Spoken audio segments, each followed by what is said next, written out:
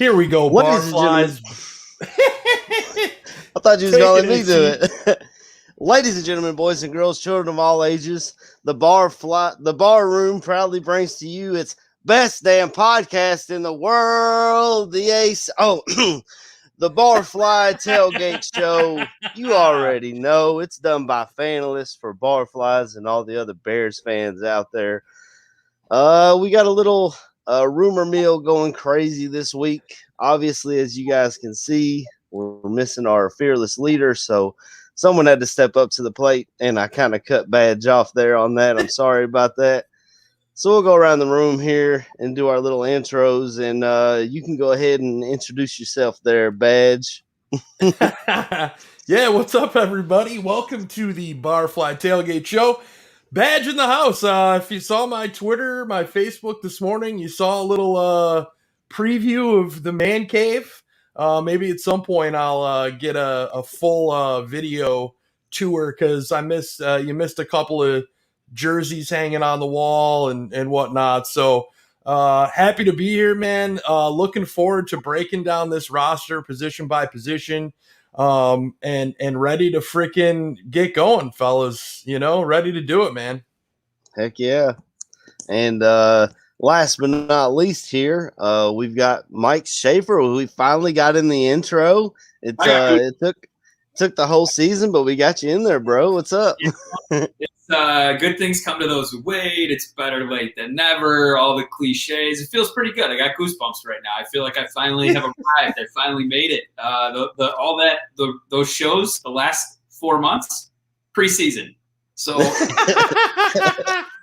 yes, it's over. I think I don't know. I usually don't look at the calendar on weekends, but I think today's the last day of February, and boy, am I happy to turn the page and let's make it March. It's starting to heat up here. Snow's melting. We got a good outlook here, I think, not just for weather, but for the team. So excited to look at our thoughts on the roster today, fellas. Heck yeah. And spring training starts today, so that's why I'm rocking Cubs today. Kentucky. Before we move any further, we have a special guest joining us today on the Barfly Tailgate Show. Gonna be with us the whole time, and then we got something special for you. My man, the Gaines Report, Mr. Tyler Ellis. What's up? Welcome back to the Barfly Tailgate Show, bro. Yo, Barfly Tailgate Show. What up, dude? Yeah.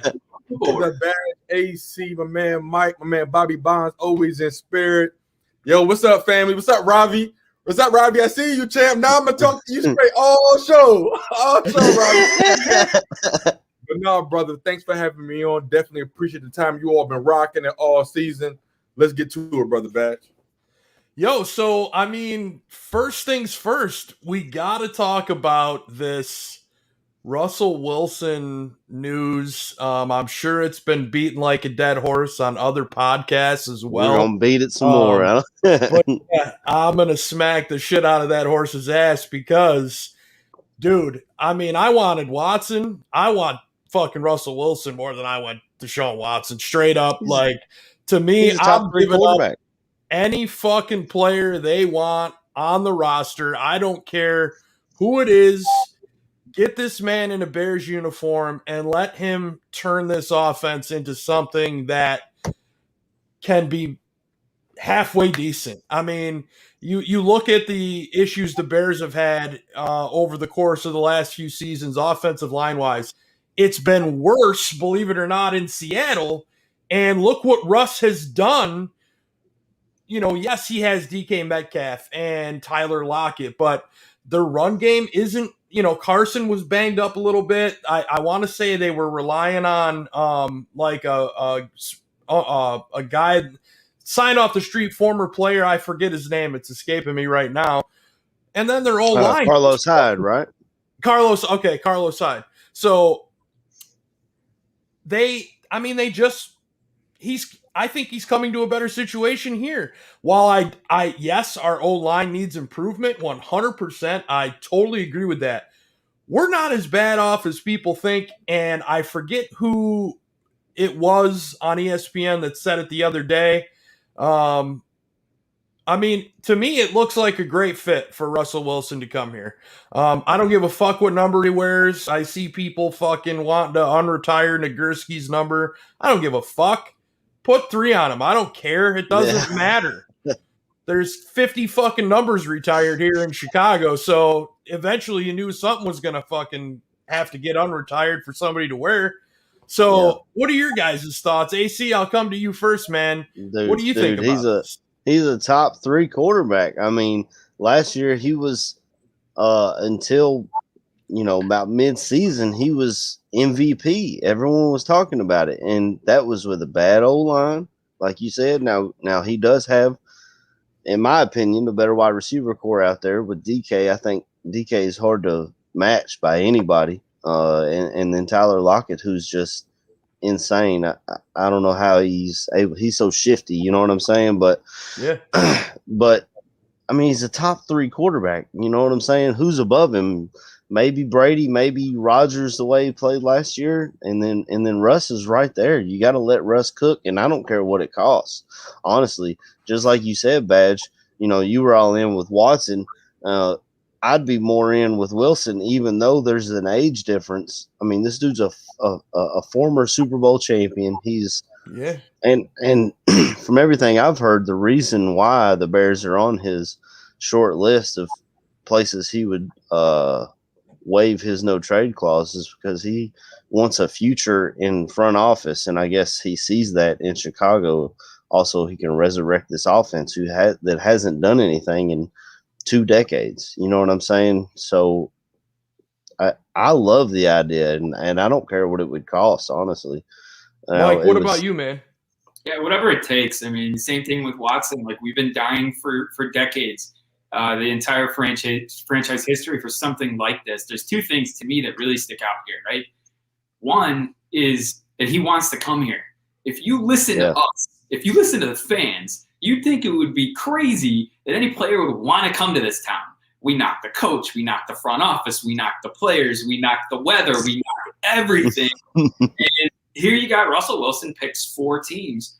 There's not 4 teams that need a quarterback right now. Half the league is looking for a quarterback, and he chose Chicago as that one of the 4 destinations. So for me, it's an encouraging sign that maybe the skies aren't quite as dark as we paint them a lot, right? So that's the first thing. And the second thing that I think about is, and I think somebody had tweeted this, but you know this is true.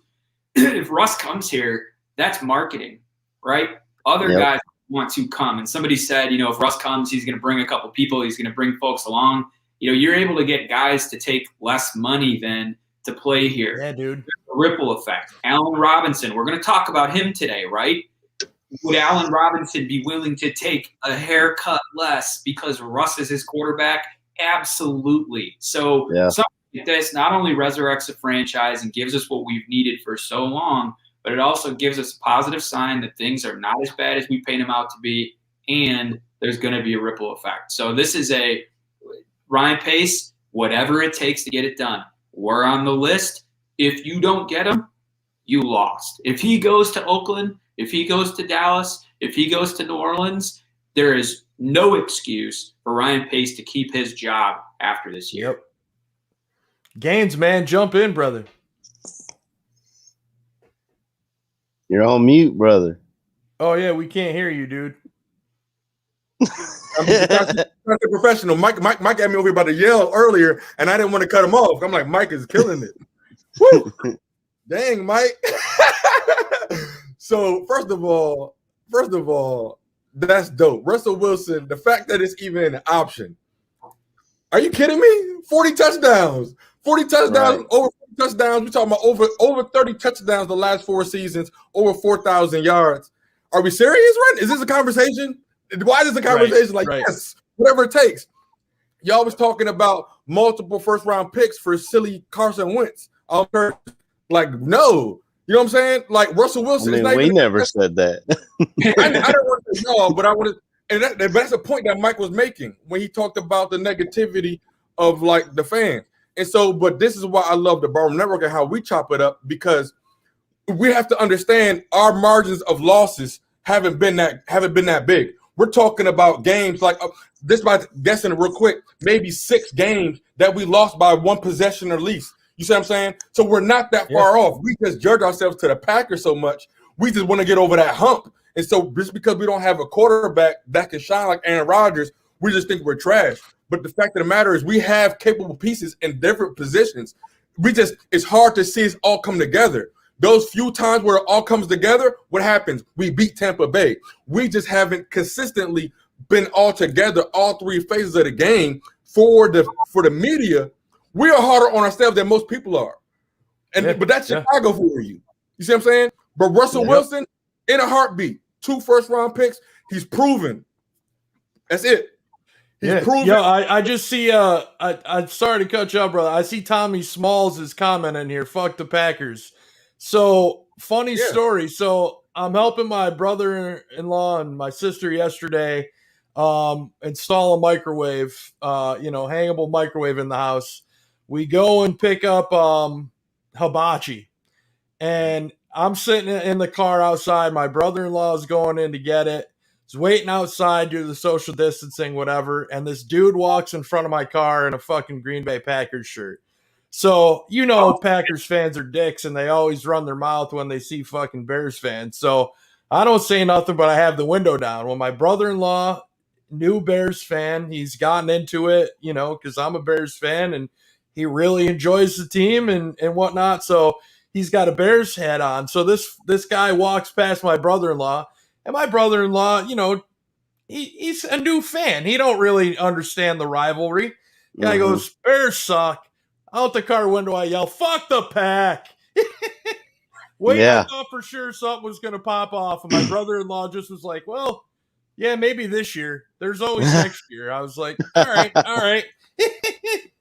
But so I wanted to also mention Aaron Mikulski. He mentioned that on Hogan Johns, they said that Russell Wilson said Chicago wasn't one of his options. I don't know where they're getting their information from because it was tweeted out by Adam Schefter. Right. That this was his list of. Yeah. Well, that would change my opening then. Yeah, right? Yeah, totally. I got to believe.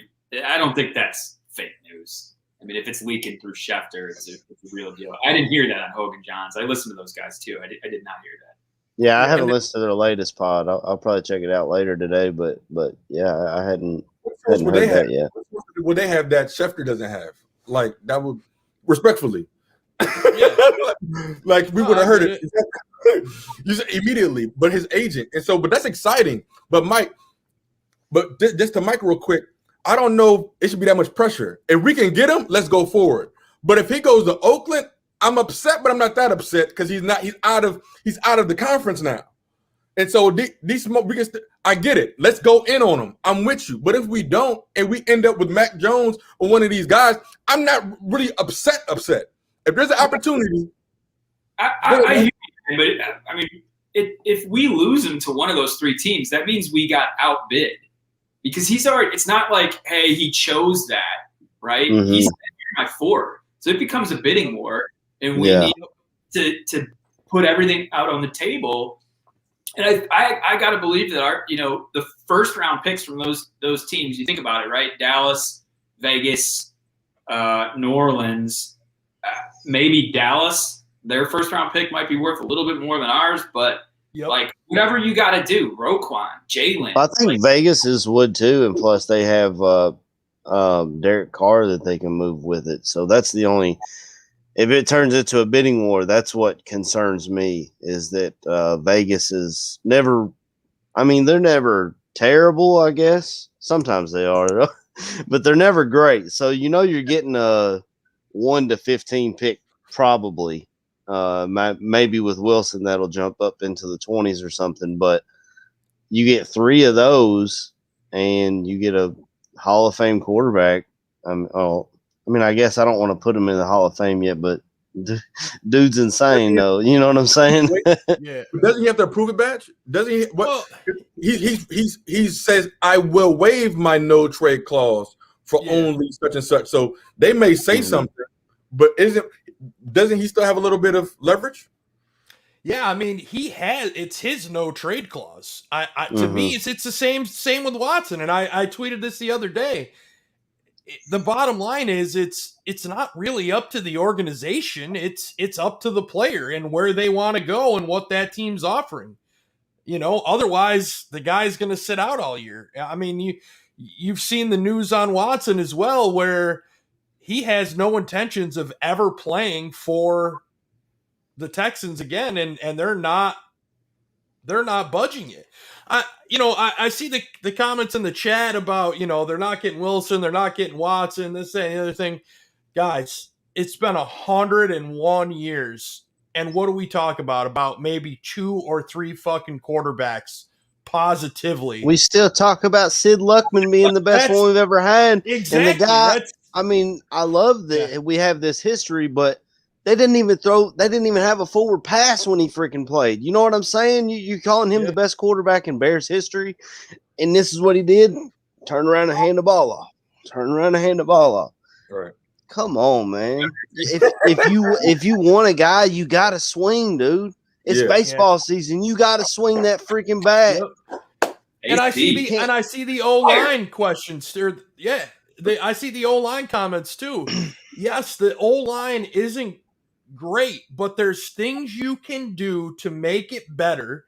Mm-hmm. Free agency, the draft. Mm-hmm. The draft this year is stacked with fucking offensive tackles that you see guys like Daniel Jeremiah, Bucky Brooks saying you could get a starting offensive tackle in the fucking 3rd round of the draft.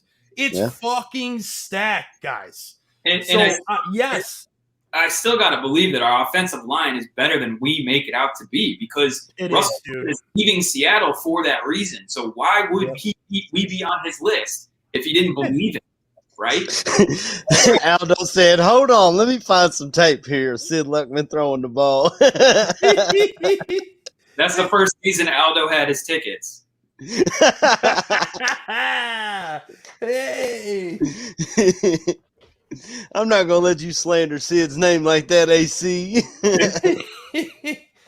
But it's just I mean, if you're this organization, yes, I hate that it's Pace and Nagy still in the driver's seat to make these decisions just based on these last 3 years alone. There's things that I like that Ryan Pace that I think he's really good at. Your 3 through 7, I think he's great. Your 1 in first and second round, I think he misses. I think he misses a little bit in free agency, quite a bit too. Obviously, assessing the quarterback position is not a strength. Well, I'll just say Mike Glennon, Nick Foles, Mitch Trubisky, Chase Daniel, Tyler fucking Bray. Thank God he's not on my list of current fucking quarterbacks on the roster. But, I mean, they've got to take a giant fucking swing here, as AC said. This has to be the biggest swing this franchise has taken, because your window's about open this much with what you have on this defense. Right now, that's not AC's penis size. That's how much the window's open. I mean, they're about the same, but either way, you know what I'm saying? I mean, Hicks is getting up there. Max getting up there. Fuller's about to hit 30.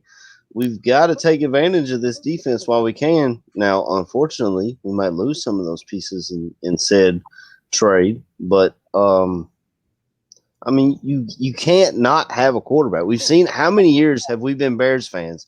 We had this incredible defense. All we needed was a quarterback. That's why we traded for Jay. We had this incredible defense. We had a great running game. We had the good coach. You know what I'm saying? And we were just a quarterback away, so we swung for the fences. And it didn't work out that time. The ball went foul. But sometimes that happens.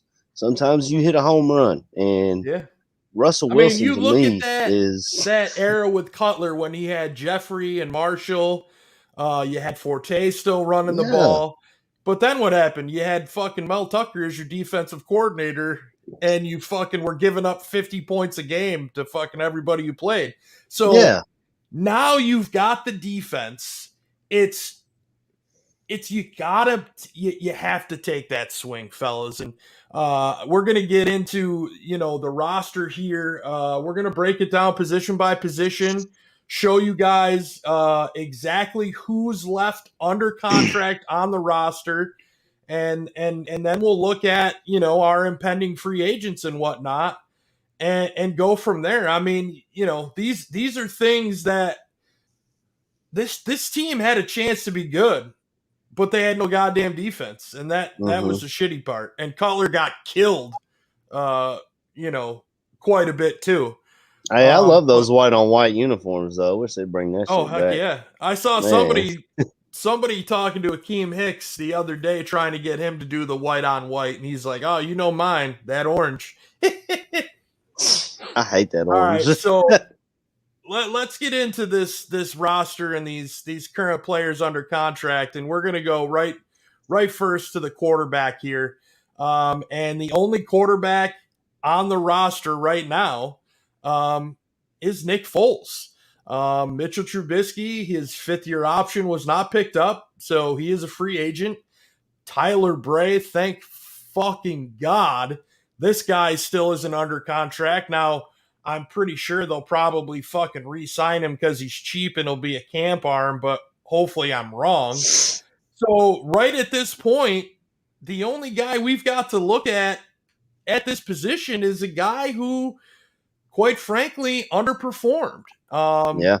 Yes, his O-line didn't help. Yes, there was no run game. But this is a former Super Bowl winning quarterback, a Super Bowl winning MVP who was supposed to come in and know this offense and make an impact. And here's the one fucking game he really did shit. I mean, they brought him in cold off the bench. He kind of was just thrown out there. And it seemed like, I'm sitting here after Mitch is benched and I'm thinking to myself, holy shit, man, Foles actually looks kind of good. Yeah, he threw a couple bad picks, but then he brings them back. The throw to Miller, like the communication he had with Miller on that play. I mean, that to me was a huge momentum boost and confidence boost for Foles. Well, then you see him come out, the rest of the games he played, and it just didn't work. Right. And now this is the guy that's left on the roster. Mike, I mean, are you comfortable going into the season with Nick Foles as your starting quarterback? Nick Foles is a backup quarterback in this league. So for a contending team, he's a great backup.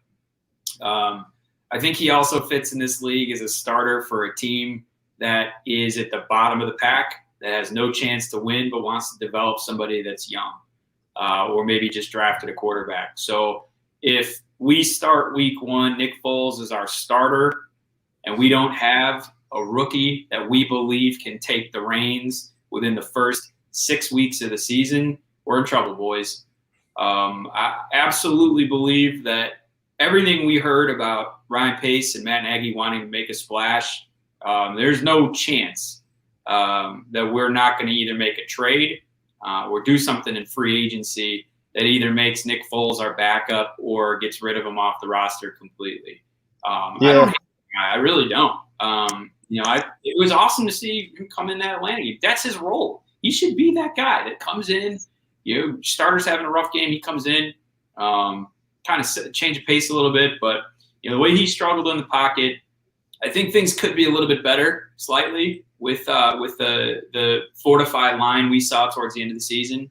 But it's just not going to do it. We can't afford to go into week 1 with Nick Foles under center.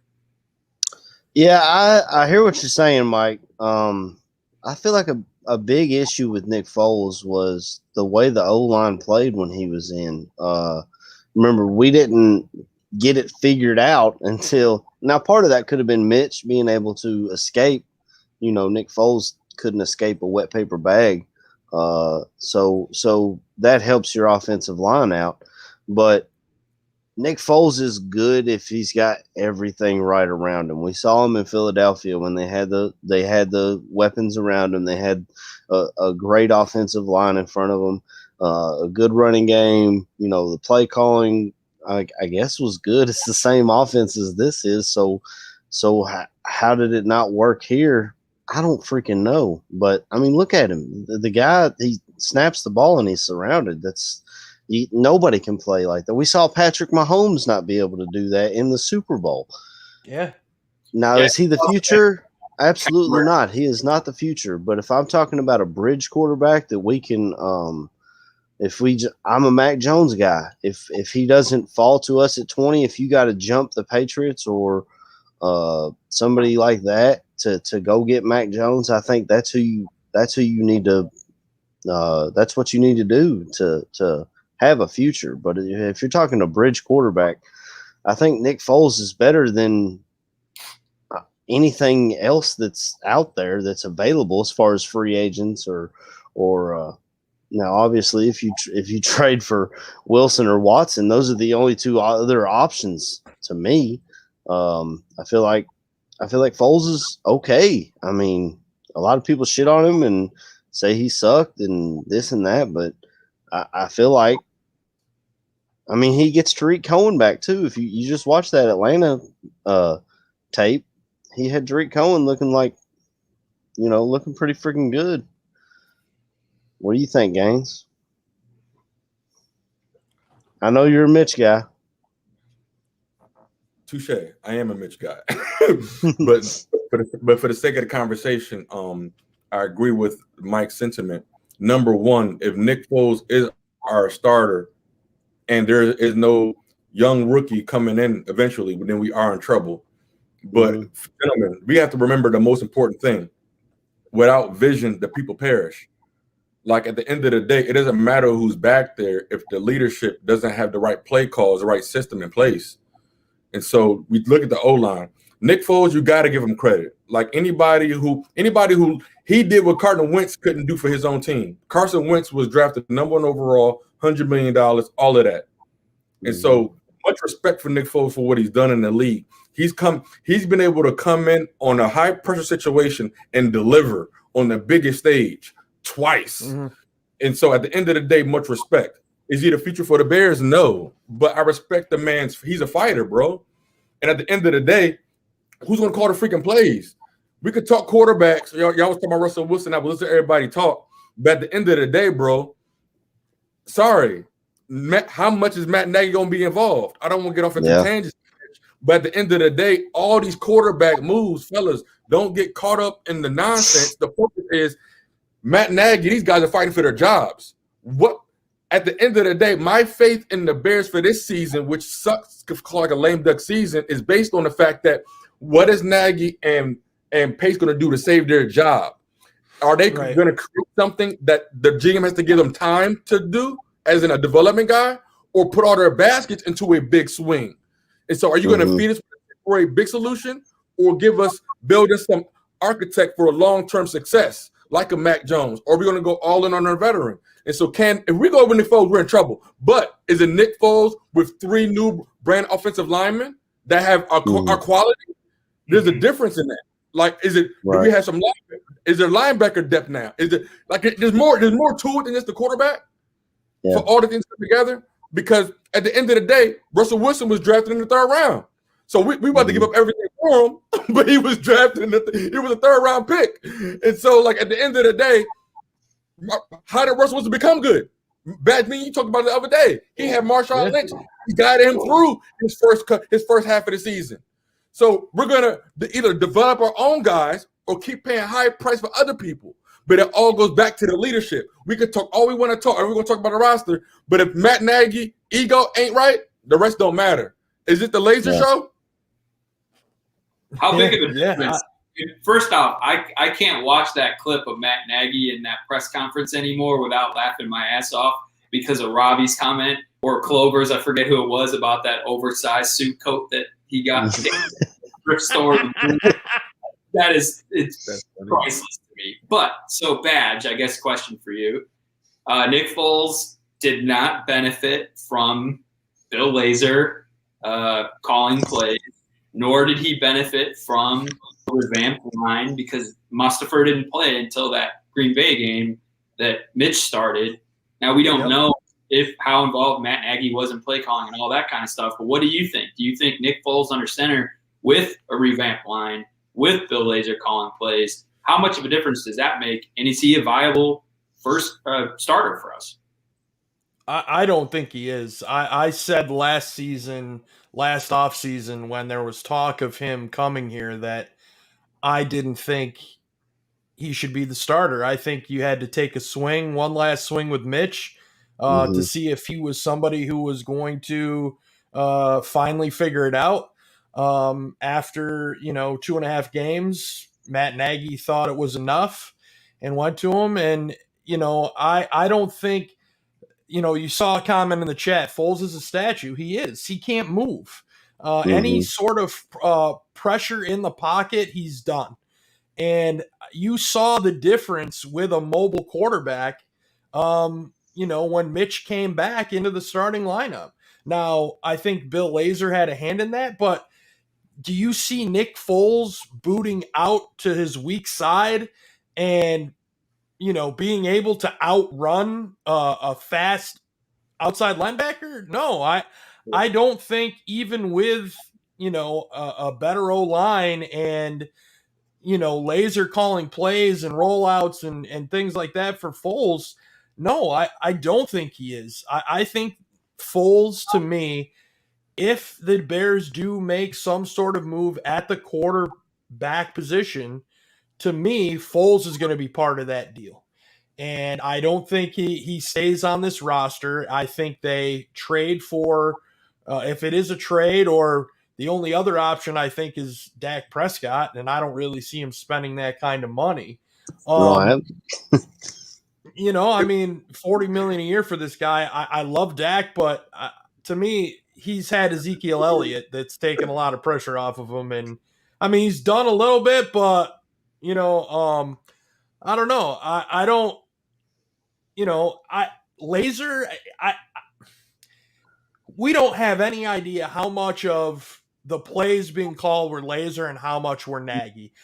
Right. As Fanalysts, we sat there, we looked, we saw differences, but we don't really know who was making the decisions. You know what I mean? So that's speaking of Hogan Johns, that's what they talked about in the season. They were like, anything that's going good is Bill Lazor. Anything that's going bad is Matt Nagy. And as fans, we kind of jump at that. And I'm guilty of it myself, of saying, well, what's changed? Oh, Lazor's calling plays. So that's probably the thing. There was definitely a difference. With some more vertical passes early on. When Mitch came back, I saw the difference in terms of the vertical pass, just the execution. Sometimes it's not the play call. Sometimes it's how it's communicated to the person doing the action. All these things matter. And so it's like, I saw a difference. But the fact of the matter is, you got to understand, in a corporate world, they're going to put scapegoats in place. Somebody has to take the heat, because Nagy was getting a lot of heat, to the point that we're waiting for him to be fired the next week.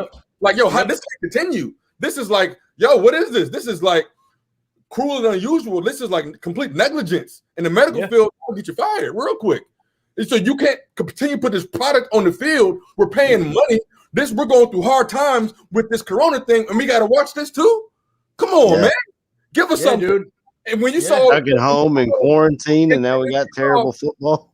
When Mitch came back early on, I saw him at least throwing the ball forward, bro. I just saw a little bit of difference. Like, it might not be perfect, but give him a chance to make a correction. And Pusha T had a good question. Pusha T said something good.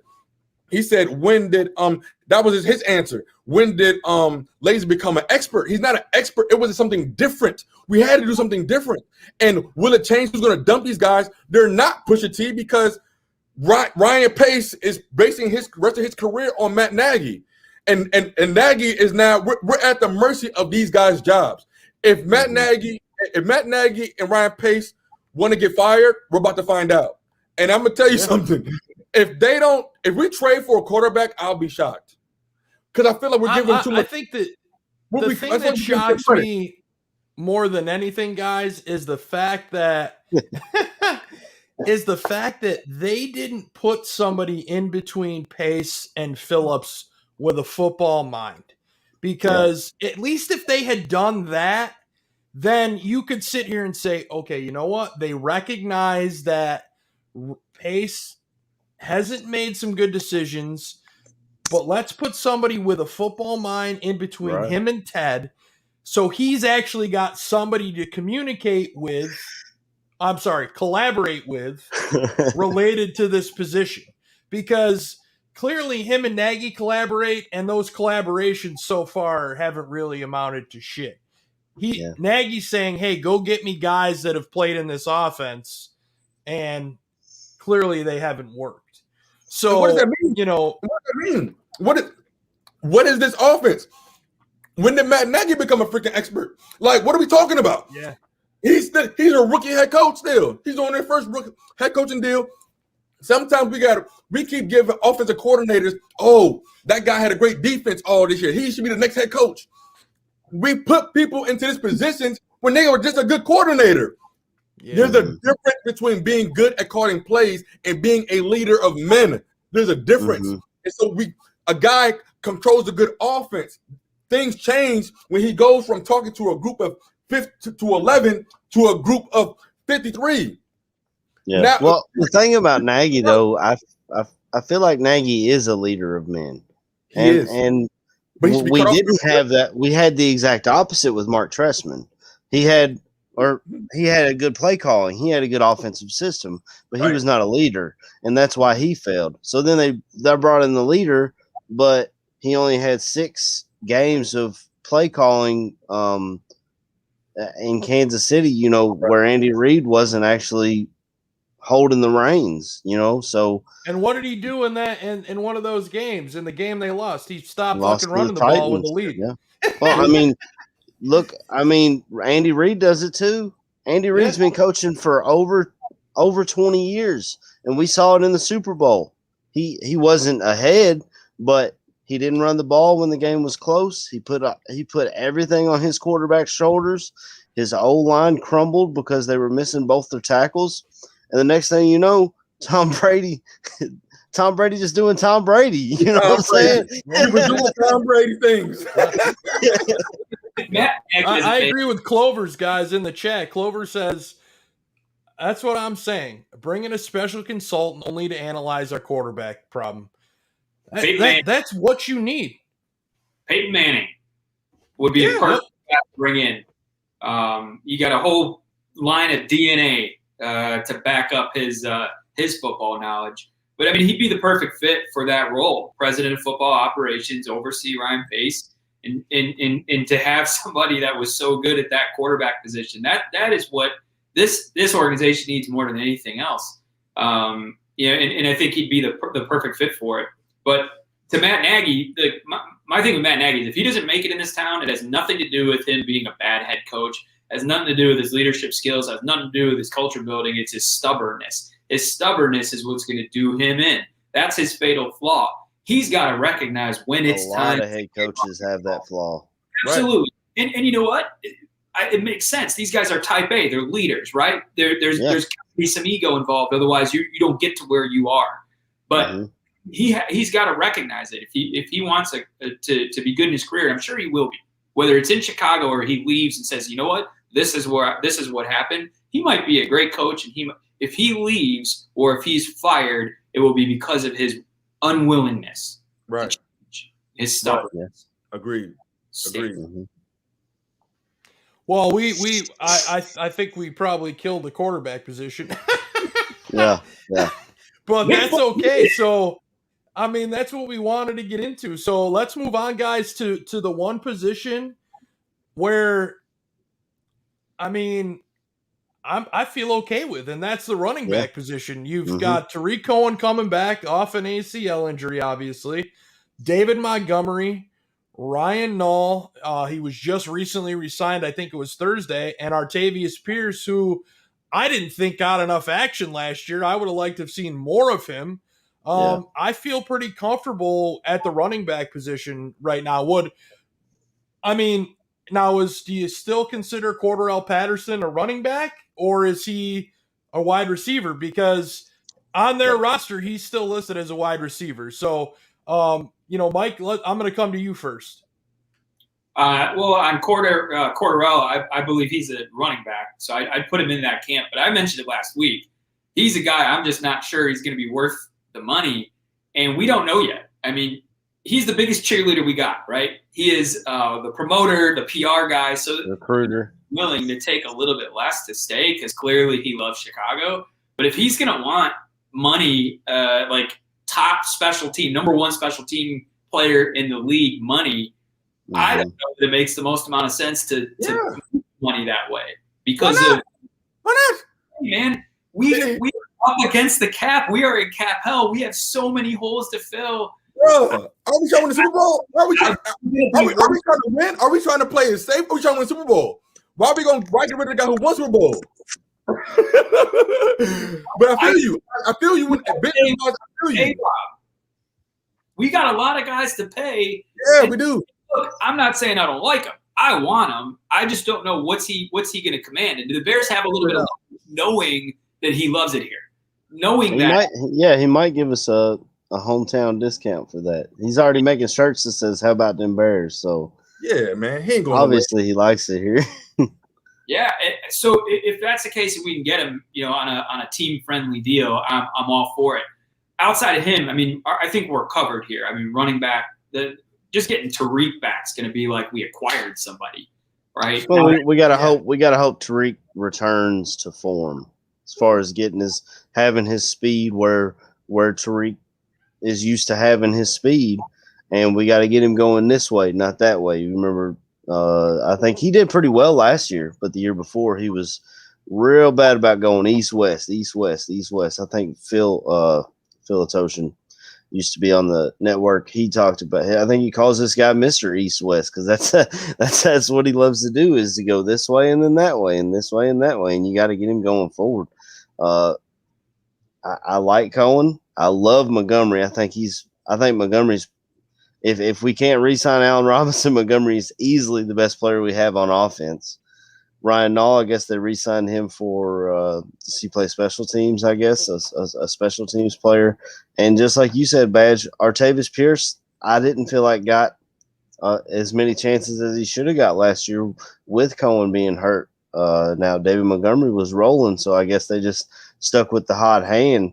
But I would love to see a little bit more of Artavis Pierce. But the biggest question mark in this room, in the running back room that I'm seeing is if Tariq Cohen can return to form and get that speed back, because we tried our best this year to replace him as a punt returner. We signed 2 or 3 wide receivers to try and fill that spot, and it didn't work out. Yeah, I don't like this comment from James Foster. With Tariq, I mean, you see it on Twitter. He says on Twitter how hard it is his rehab is. Coming off this ACL injury, and he's working his butt off. You see him working his butt off. He's said it that he's working hard to come back. This is also a guy who is a punt returner and has experience as a kickoff returner. So, now do you lessen his workload now coming off of this ACL? Is he just a running back at this point, considering he got injured on a punt return? I don't think so. I mean, you might not see him taking as many punts, kickoffs. I mean, Patterson, if he's back, is your primary kick returner. To me, Cohen's young enough where I don't think you see a change in his workload, personally speaking. But Montgomery, I mean, you've seen all the bullshit from, Packers Twitter about Montgomery and he's not as good and this and that. And David Montgomery is one of the quietly one of the most talented running backs in the NFL. If you give him an opportunity to get out of the backfield, which during that midpoint in the season, he really didn't have a ton of opportunity to get out of the backfield because the O-line was in shambles. Once they figured out that O-line and just got him a smidge of room to get out, look at the way this guy played. Those last few weeks, he was a monster. I think his broken tackle percentage was like first or second. It was like him and Derrick Henry were neck and neck with the broken tackle percentage because this guy would get the ball in the backfield and have a dude in his face right away, and he would just look, and he can catch the ball and run. Catching passes out of the backfield too. I mean, you see this play here against the Giants, but even in the games at the end of the season where we're down late, he's coming out of the backfield uncovered and he's picking up 15, 18, 21, because he's an open target and he shakes tacklers. He makes guys miss. I don't understand the hate for him, quite honestly. Ryan Nall, I mean, AC, I think you said it. You that's a special teams piece. And I made my comments on Artavius Pierce already, but this isn't, if the Bears, grabbed another running back or, re-signed Cordarrelle, whatever the case may be, I'm okay with it. I feel pretty good where we're at, at the running back position. And, let's jump into wide receiver. Gaines, I'm going to come to you first on the wide receivers, man, because, you've got Darnell Mooney under contract, Javon Wims, Anthony Miller, Riley Ridley, and then a bunch of practice squad guys and Rodney Adams, Reggie Davis, Thomas Ives, who now this camp, you didn't get to see a lot of him, but his first camp, I was very impressed with this guy. I went to school right here in my backyard. And Jester Weah, I believe is how you pronounce his name, is the last one. Now I look at this list. I love Mooney. Wims, I mean, the drop in the New Orleans game still sticks with me. Punching Chauncey Gardner-Johnson earlier in the season still sticks with me. Anthony Miller, same shit. You watched one of your teammates do it, and you dumb fuckily did it again. Yeah. Just like, to me, I don't expect to see Wims or Miller on the roster, quite honestly. I've also heard from some folks that Riley Ridley hangs around with Miller and Wims and doesn't take things as seriously as some of these other guys, and that's probably why Riley Ridley didn't see the field, on top of the fact that he doesn't really play special teams.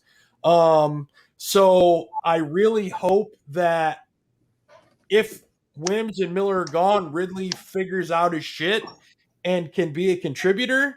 I know Ridley and Wims are both Georgia guys. That might be part of the reason why they hang out together and stuff. Yeah. So, obviously we need a number one receiver. I mean, could Mooney be your one? I mean, he's not going to be a one where he's outside all the time, being an outside. He's a guy that even if he's your one, you're going to be moving him around, which most of your number one receivers do. You see Devontae Adams in the slot. You see A-Rob in the slot. You see Stephon Diggs. Julio. They all do it. But Mooney, I think, to me, is the top in this group, coming off his rookie year. He's leaps and bounds better than some of these other guys, which, the Anthony Miller thing, Anthony Miller to me was a guy who, that his rookie season, I was like, damn, we got a player here. Like when we traded up to get him, I was super excited. And for whatever reason, mental, whatever, it just hasn't translated enough on the field. Has he made some big plays? Yes. But he's had some boneheaded plays too. And, Gaines, what's your thought on this group, man? My thoughts on this group, brother, I mean, you really hit it on the head on everything you said. We need some assistance. Well, I definitely see us tagging Allen Robinson, so we can add him to it. Allen Robinson's not going anywhere, and so we can. I feel good about it because Allen Robinson, I know, is coming back at least for one more year. Darnell Mooney is someone special. He's a special talent. We have quarterbacks who can't get him the ball, like who can't go it deep enough. Like there's a couple of times that Mooney beat number one DB coverage by like 10 yards, and so you see Mooney get off. Jalen Ramsey. His takeoff was ridiculous, and he creates separation like a veteran. And so I'm confident, but this is something you always want to add. You can add talent to this in the middle of the draft to get somebody. Ryan Ridley, you just hope he was to step into anything that his brother would look like. It's in his DNA. But I know we had a new wide receiver coach this year. all of these different things play a factor, but it all goes back to the system. Our guys throwing to the quarterbacks throwing to the spot, they're running the routes out. Anthony Miller running the wrong route sometimes. That lack of consistency is what has got him in trouble.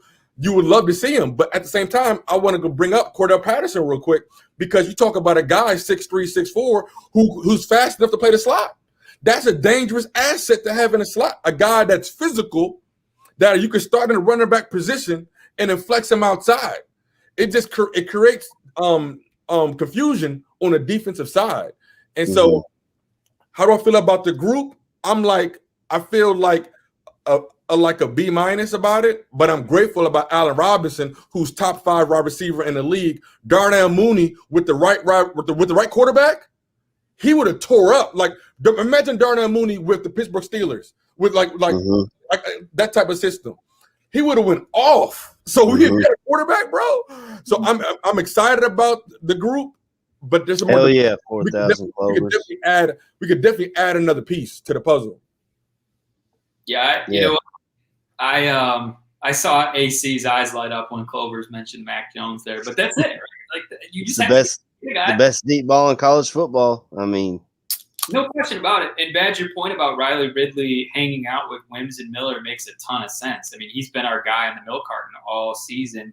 He's targeted 3 times and caught 3 balls, and they were good catches. And you're like, what? Why? And that makes sense. And it's sad.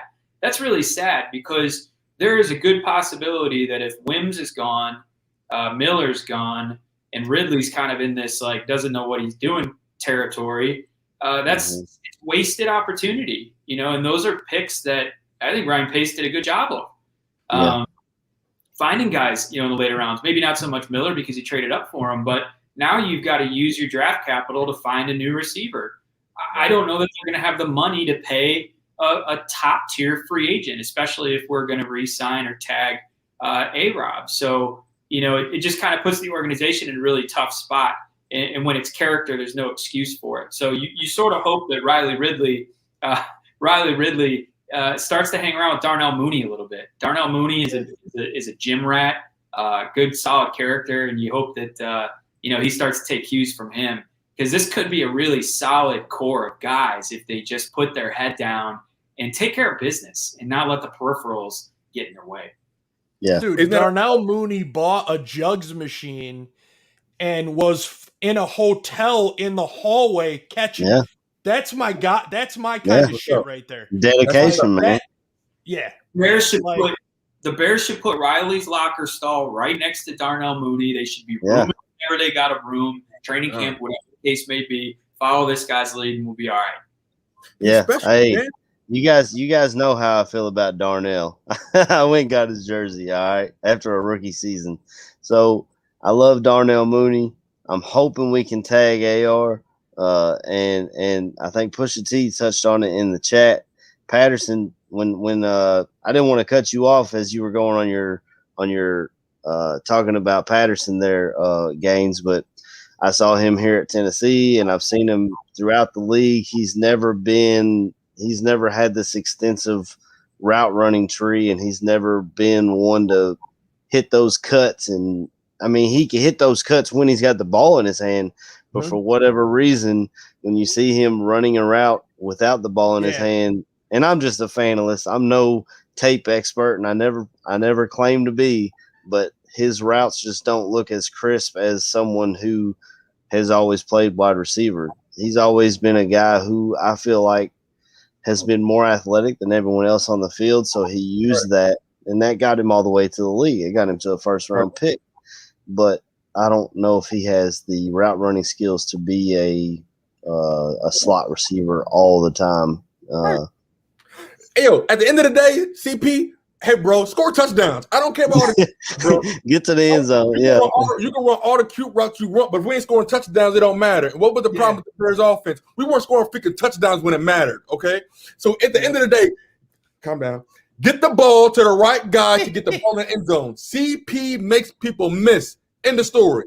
He did it for the Patriots, he did it for the Vikings, and he dang sure did it for us. He was the only reason why the Bears lost to the Patriots that year when Mitch Trubisky outplayed Tom Brady that day. Yeah. It was because of CP's 2 kick returns, and it was a holding in the back. So the Bears should have won that game, but Mr. Trubisky, I'm saying for 4,000 clovers. And Ravi, Mr. Trubisky scrambled for 40 yards that game for a touchdown, which was dope. So, but That's all right. Hey, when the Patriots pick up Mitch this offseason and do something with him, then all those Bears fans who shat on him are going to be eating their words. And when we talk about Tariq Cohen and CP having those two guys, those are the two guys that take the load off each other. Mm-hmm. Like they both make defensive stink. They're both great decoys. At the end of the day, I just wish we had a system that just knew how to use the talent. When we talk about a Mooney, God, once the ball's in your hand, just watch him work. Yep. And that's the funny thing is, like, you think back to Patterson and, like, you've seen them call plays for him where, like, look at that Dallas game last year, right? Dude, last year against Dallas, well, not this past season, the season before, they run a screen to him, and look what he did. I mean, making dudes miss, juking guys out of their tackles, fucking shoes, dude. Like, those are the types of plays that you need to have him involved in. I mean, I didn't hate him as a running back. I just felt like it could have been better if the O-line were better during that time when we were trying to use him as a running back. I don't think that's the best skill set for him, is to be a running back. Line him up there, let him catch passes from there, whatever, but he's the guy you want in your short pass game, running a slant that he can burn a guy and beat a linebacker inside. And not only that, man, every time, or 9 times out of 10, when we saw him trot onto the field, you knew where the ball was going. I knew where it was going from my living room. So a guy, you telling me a linebacker who's studied tape all freaking week trying to get ready for this game doesn't see 84 coming on the field and he goes, well, that's where the ball's going. You know what I'm saying? So don't give him the ball every time he's on the field because they can sniff that out right away. How you going to break tackles when everyone knows you're getting the ball right away? Exactly, Pusher, man. Bad. It is. It's the coaching. coaching. Bad I mean, coaching. It's bad coaching. Yes. That's it. We can get all these players. We can spend all this money, yo. If we don't have the right blueprint, like, yo, who are the players following? And that's why I like Russell Wilson, because Russell Wilson reminds me like a Donovan McNabb. He can play outside of the system. He can play a pick and break down. Russell Wilson is a genius, I think, and just a throw in a spiral and like, well, he about to get sacked. He's about to get sacked. Wait a minute, how did he throw that? Oh my God, that just happened. I mean, Russell Wilson, he has the spinning Rooney. He has that. I can't stand it. I cannot stand it. Every time he does it, I suppose somebody come on the other side and smack him when he plays it. We used to murder Mitch for that too, and he would do it. Right, I wonder what would happen if it were Wilson here. Russell does his quick, and he comes back vertical with it, and he just has that deep, man. If we were ever to get Russell, man, oh man, that would be so dope. It'd be so dope. I hate those highlighter jerseys though. Let's move into the tight end position, guys. This is a spot, man, where you look at the tight ends on the roster currently. You got the second-year guy now, Cole Kmet, Jimmy Graham, second year of his deal, but a lot of people seem to think that he's going to be a cap casualty. Then you look at the youngster, Jesper Horsted, was on the practice squad all year, never really saw a rep. Versus what he did the year before. Not that he saw a ton. And then Darian Clark, just a practice squad guy as well. Big guy, though. Big dude. To me, this is a position where if you see, I mean, Jimmy Graham is going to schedule to make, I think, $8-9 million this year, but it's a $6 million cap hit, I believe, something along those lines. To me, I think he's a cut. I think he's a cap casualty. I don't think he's a cut. I think they need to work on restructuring his deal because at his age, but he had more touch. Did he not have more touchdowns than anyone else on the team last year? Yep. So yeah, but you sort of started to see that shift though towards the end of the season as Kmet was getting more action, and I think Jimmy Graham came in and he did what we needed him to do, and that was sort of coach Kmet up. Kmet didn't get a lot of targets in the first half of the season. Unfortunately, we thought Demetrius Harris could take on it. So I don't know what that experiment was all about, but I think Kmet started to get more of the targets in the end zone. That was another system guy, Mike. He knows the system. Bring him on in. Unbelievable what these guys think they can do from a reclamation standpoint with some players. It blows my mind. But I mean, I think you save $7 million with the cut. I think they cut him. Hate to lose the guy, but I think they're getting production out of Kmet. I think they're going to have to look at the free agent market to see if there's another receiving tight end out there. I think that can stretch the field, run some seam routes a little bit. But I think you have to part ways just to free up that cap space. I know we're not talking draft, but I'm gonna talk some draft. If you're talking about a receiving tight end option, if we cut Jimmy Graham and we need to replace him, there's a late round tight end, maybe 5th, 6th round out of Ole Miss. I think his last name. I'm gonna try to pronounce it right. It's like Yaboa or something like that. I believe he's he's a pass catching tight end, and he did pretty good against my Kentucky Wildcats this year. A lot of teams did actually, but but he's a good late round pass catching tight end that you can grab and try to fill that slot. But I don't know, man. I hate getting rid of Jimmy Graham when he had so much production this year. How about we don't do it? How about we just don't cut him? Because at the end of the day, what's the goal here? Are we starting over? That's the decision that the coaching staff has to make. Are we blowing everything up? Are we starting over? Do we still like this is in our window to win the division? Like that, I want to get off tangent, Badge. Keep me on focus. I want a coach that says we're trying to win the freaking Super Bowl. If we're not trying to win the Super Bowl, then what are we doing here? We're just going to win a couple games and see what happens. Then get that guy down, y'all. I don't want to hear that crap. Jimmy Graham, we paid him $8 million. He gave us 8 touchdowns. That's what's up. The touchdown position, we had no production in that position for like 2 years. It was like a complete desert. The last play of the season was Cole Kmet, or not Cole Kmet, but Jimmy Graham jumping up and grabbing him. You see this man taking hits? You see this man taking hits and trucking people over? Cole Kmet will be a top 10 tight end in the league. It is a fact. Take it to the bank. My man has biceps 22 inches wide. He can take a hit. Jimmy Graham is doing a great job in the mentorship program. And I feel like if we ever went double tight end set, that we have a good chance to be successful. As long as the cap is cool and the rest of that business crap is taken care of, if we can afford it, do it. Because there's no reason to blow it up. If it's not broken, don't fix it. Because when you take a guy out, you got to replace it. And then what happens if you don't replace it? And so these are trades. When we talk about trades and giving up picks and players, think about what you're giving up. Because when you give up, you're creating a need. Mm-hmm. Right. And I think there's guys out there like a Gerald Everett, right, with the Rams. Like I think he could be had for a lot less. I'm not saying rebuild. I'm just saying if you can make the room, but you can find somebody else that even is costs a hair less, you got to do that. Like the Bears are going to have to do that in a lot of positions this year. I think this to me, this is an obvious one. There's another guy I like, Dan Arnold, Cardinals tight end. He could probably be had for like $2-3 million bucks. And he had, so I wrote this down, 31 catches on 45 targets, 4 touchdowns last year. And he's projected to make like $2 million bucks. So if I could save 7+ and get a guy like that again is a pure receiving tight end that can complement Kmet, which we agree is going to be a top 10 guy in this league. I just feel like the money for Jimmy Graham, relative to what he's going to produce and be asked to do for a team that's struggling against the cap, you gotta think, can I make a better move? I feel you. And real quick, Mike. So for example, we're in the NFC freaking championship. You're in the NFC championship.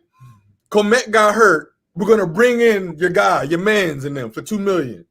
Your man's in them. Your man for that.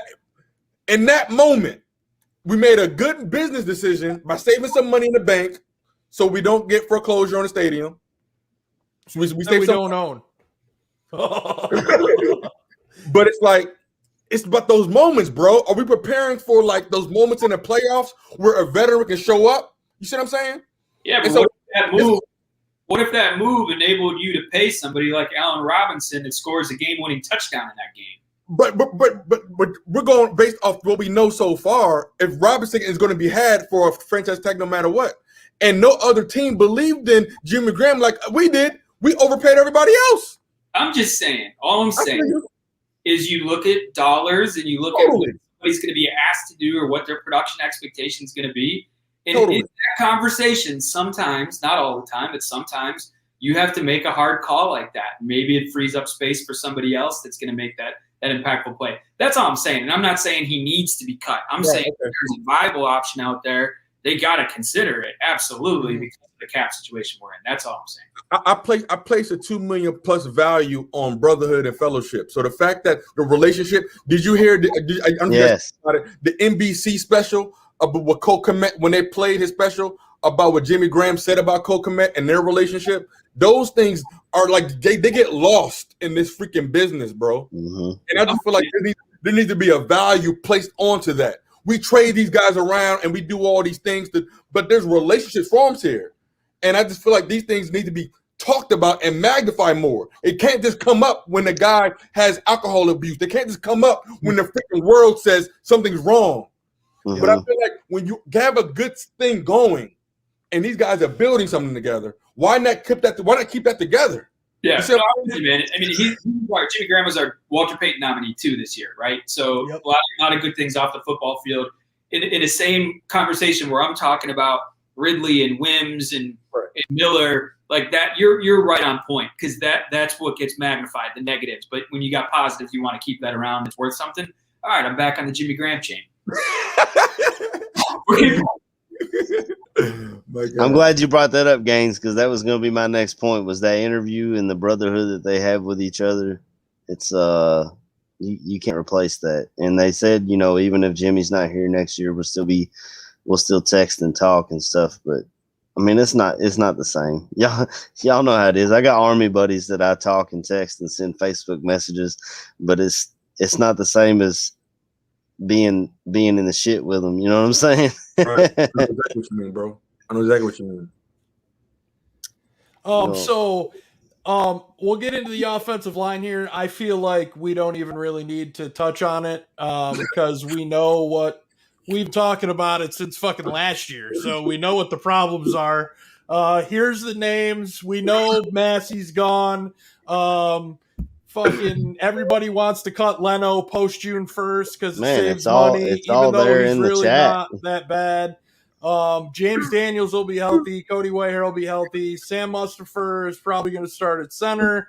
And then there's fucking a million offensive tackles in the draft. Okay, moving on. So to the defensive line we go.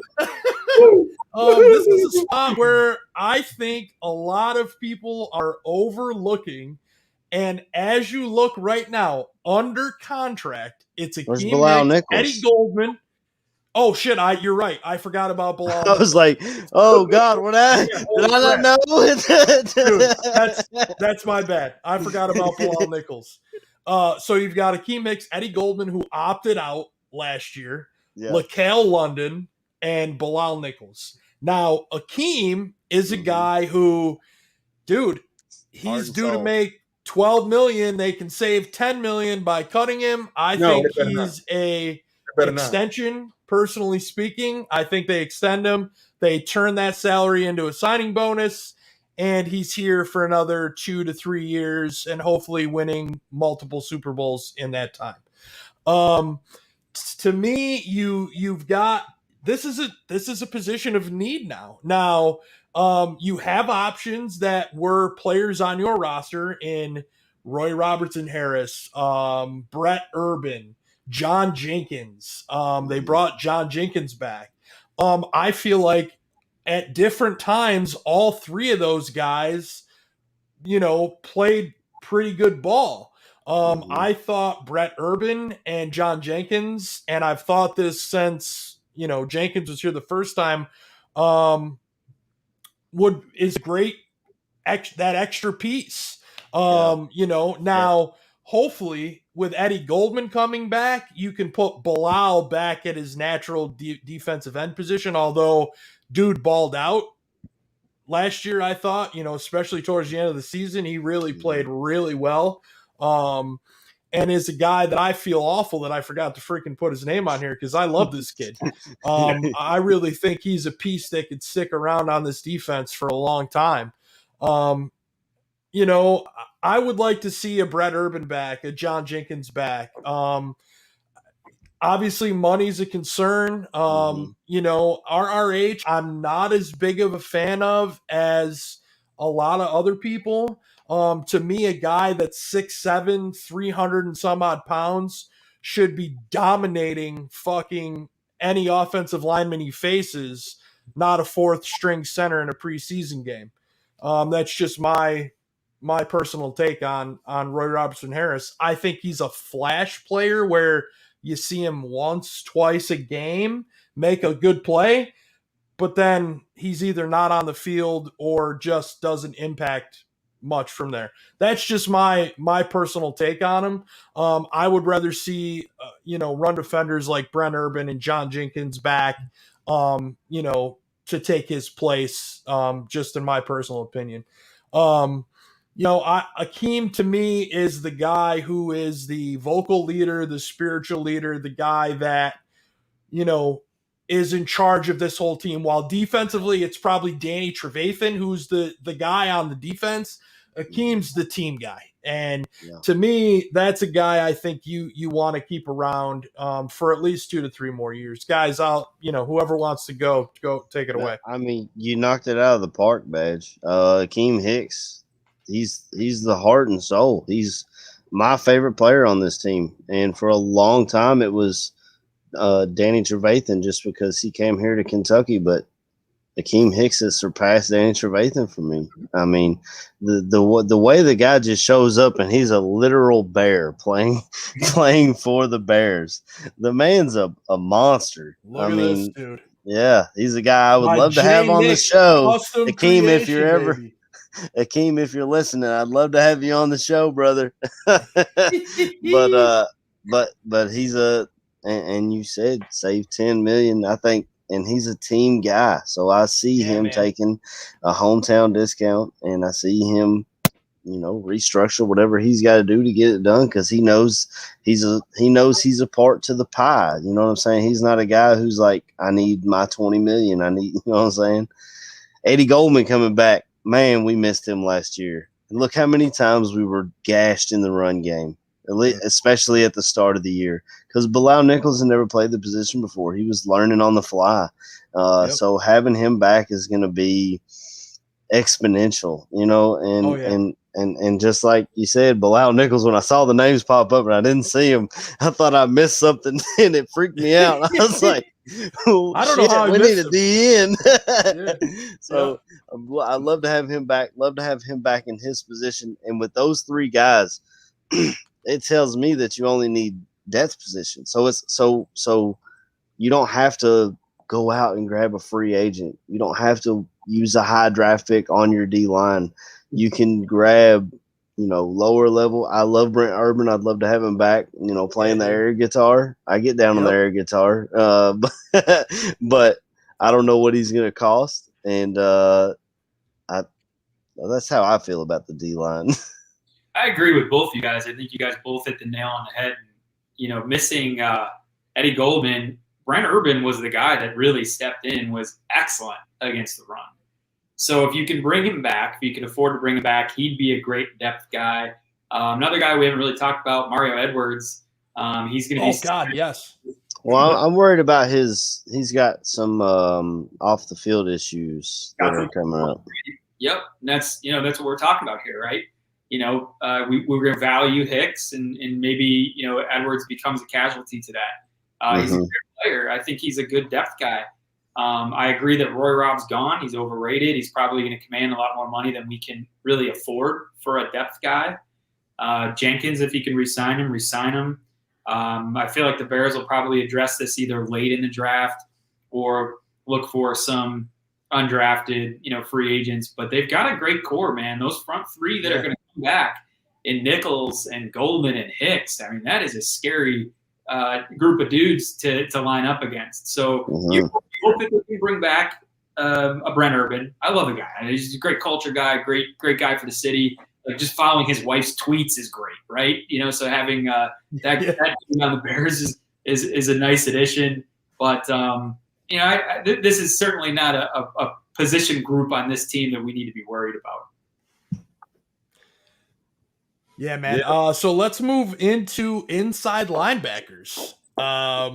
So you look at your inside backers, Danny T, Roquan Smith, Joel Iyiegbuniwe. I'm pretty sure I spelled that wrong. It's supposed to be W-E, not Yeah, but E-W. you pronounced it right. And that's Yeah, well, yeah, I learned it very early on, so I'm pretty proud of myself because normally, I'm like Eldo, I fuck names up like you wouldn't believe. Him and I are one and the same. I was telling him when I used to call high school football games, I would always fuck up everybody's name, and I spend most of my time apologizing, on the air for saying I'm sure I'm screwing your name up. I apologize. But this is we had a question in the chat earlier from 4,000 Clovers.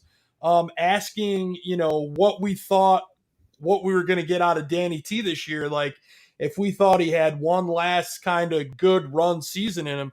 This is a guy who his salary's guaranteed this season. So if you cut him, you're eating a lot of money. Mm-hmm. I think Danny started slow last year. He struggled a little bit in the pass game, but then he kind of got rolling again, and I thought he finished the season really well. And I think he does have one more run in the tank here to lead this defense. He's a guy who I really do believe, I know I said Akeem Hicks is a vocal leader. I think he is for the team. I think when it comes to the defense, Danny T's the guy that gets these guys where they need to be in the right position. Josh Woods said as much when he was here on the network. When they asked him who was the leader of the defense, he said Danny. Yeah. Yeah. Roquan, dude's a baller. But you know what? If we can get Russell Wilson, I'd give up Roquan and worry about addressing the position some other way, shape, or form. I'll fucking say it right now. And then Joel Iyiegbuniwe. So that tells you right there that Josh Woods is a free agent. So to me, I think you see Josh back, big special teams contributor. Mm-hmm. And now I'm also going to bring up Manti Te'o. He got the spot start in the playoff game with Roquan being hurt. And I don't think he was great in pass coverage, but fuck, he was dominant in the run game. I thought he played great in the run game. Mm-hmm. Hey, you hit the badge. Danny T is a leader. We talk about a Super Bowl champion who I saw miss some plays last year, but dang, did he not make up for it?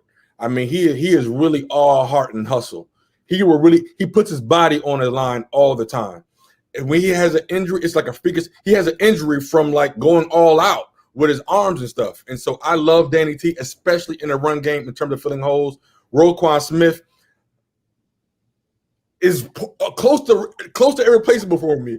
That's close to I think Roquan Smith is a generational talent. I mean, sideline to sideline like we haven't had in a very long time. And Joel also was a friend of the network. We had him on before. Yeah. He hit hard in college. I haven't really seen much from in the NFL. And he looked like he lost some weight, but much respect to him. And so, but with Danny T and Roquan, I love those two together. I expect us to get some quality depth. Josh Woods, local guy from Maryland, doing great in the community. A lot of respect for Josh Woods and everything. But I expect some depth in this position. But like with Danny T and Roquan, when they're on together, we are really on. I don't like Danny T, and like he's not Urlacher shape when he should be playing safety, in my respectful opinion. Yeah, because I feel like the running backs get behind them on the rear routes, and when they run that, the running back gets behind them. I like Danny T in the front zone or sideline to sideline. That's where I love Danny T at. Don't put players in position where it's going to cause an issue, because Eddie Jackson and safeties have been late to help him over top. And it makes Danny feel bad. And you're like, damn, what's my linebacker down that far anyway? So keep him up front or trade him out on those plays. But I like the core of it, but I see us adding to this position. We don't got to put a first or second round talent. But even going back to the D line real quick, I wouldn't be surprised if we add some depth just in case Eddie Goldman, because we don't know if he'll be back or not. And so I would be mad if we did add some quality depth to that position too. Yeah, I think the thing maybe you see is if they can find a cheap veteran that's good in coverage, just as a depth piece. Maybe address it in the draft. But it does I didn't think about this until now, but if we did lose Roquan it does create a hell of a hole at that position. Mm-hmm. And I've been a whatever it takes guy since we started talking about the potential of Watson in the town. But that would be a huge loss that would take a while to fill. Like I said, I think if you could find a cheap veteran, it's good in coverage, just in case Danny gets hurt. He's had some injuries. You have your bases covered. Booney, I don't think he's been used as much as you'd want. Yeah. A couple of And years. mostly special teams, right? Exactly. Yeah. I mean, yeah, I've been on record. I love Danny T. He was a Kentucky Wildcat, and now he plays for my favorite NFL team. He's the Super Bowl champion. He's everything that Gaines said. He knocked it out of the park. Even here at Kentucky, the guy's never been a coverage linebacker.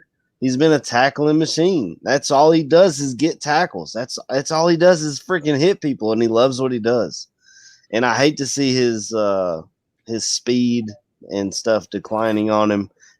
Father Time is undefeated in this game, and it seems like it's catching up to Danny. And except for Tom. Tom sold his soul to the devil. I'm pretty sure. So, I mean, y'all saw his draft card. The day he was at the combine. God didn't give him that body; the devil did, bro. So I love Danny T, and I hate to see everything declining with him. I hope he retires before he hits a embarrassing low. Honestly, I'd love to see him retire a Bear. So give him a year or two. Roquan, just like you said, gang, sideline to sideline, he's a baller and he's close to irreplaceable. But if we got to give him up to get Wilson, I'd give him up to get Wilson. But we did see in the Super Bowl, Devin White in Tampa Bay, sideline to sideline linebacker, how instrumental they are to your defense getting the job done. And then Joel Iyiegbuniwe went to Western Kentucky here. Honestly, I hadn't heard of him until we drafted him. But he's fast, quick. They use him in special teams because of his speed. And you got to draft guys for depth. Patty Fisher out of Northwestern. A lot of that might be a guy to keep an eye on late in the draft. If you guys are looking for somebody at home, somebody in the chat. I'm sure we got a couple of Northwestern fans. I only saw him in one game, honestly, because they played Kentucky in a bowl game a couple years ago, and he actually got kicked out of that game. But he plays with intensity, and he can fill a need, and he'd be a hometown kid. So I feel like I think I covered linebacker pretty well. Well, we're going to stick with linebackers, but this time we're going to move to outside. And so, I mean, I don't even really need to say his name. Khalil Mack. I mean, Robert Quinn, who big splash by Ryan Pace again last season, who just didn't really hold up to the contract he got, comes in his first play of the season, gets a strip sack. And you're like, holy shit, this guy he's starting out as good as as he was last season. And then he was really non-existent. He was getting close, just wasn't able to get home. There were rumors of him having a foot injury. That came from his camp. No one with the Bears really confirmed that. Nagy, even in a presser, said, well, everybody's got injuries. So it doesn't sound like they thought it was very serious. And then Trevis Gibson, who played a little bit, didn't get a ton of action. And then Ladarius McCleel's brother signed a futures contract, so he's still on the roster. This is a position where I would like to see this team bring back Barkevious Mingo. I thought he played really well in the run game for sure. And got home a little bit in the pass game, definitely got some pressures. I'm pretty sure he definitely had at least one sack. But he's a guy I think that you can get cheaply and as a depth piece, at this position. So I wouldn't hate to see him brought back either. Mike, your thoughts on these guys? Yeah, I definitely agree. I mean, I wrote down Mingo as a guy I'd like to bring back. He's got a lot of value on special teams as well. So I think he packs a punch. This is just a position group that the Bears can't afford to really invest in more. There's a lot of dollars tied up, and they really can't afford, they don't have room to make, too many changes. So I like Mingo. I don't hate Vaughters, if you bring him back, on a cheap deal. I've got to believe that Quinn's going to bounce back and have a better year. It can't be much worse than last year was. Whether it was the foot or whether it was a matter of him playing a little bit out of position and out of his comfort zone. In most of Sean Desai's, or in his main press conference that he had, and in a lot of the clips that we've heard or the interviews that we've heard, he's talked a lot about putting guys in positions to win and positions to succeed and taking advantage of guys' strengths. And I've got to believe that two people that are at the top of his mind when he says those words are Eddie Jackson and Robert Quinn. Mm-hmm. And sure that they're in roles to win. So I expect we get better production from him. Khalil Mack is Khalil Mack. We won't talk about him right now, but yeah, I think the one guy that I'd like to see back that is a free agent is Mingo. He did get after the quarterback a little bit last year, a depth guy. I think Gibson will come into his own. I mean, he was a rookie last year. I think he's a great depth guy as well. So, look what he gets to learn from. Like you're freaking Travis Gibson coming into this team as a rookie, and you got Khalil Mack and Robert Quinn. They're the two guys you get to learn from. Mm-hmm. I'll be honest. I wouldn't be surprised if they maybe went after an outside linebacker in the draft, possibly as well. To fill that depth need.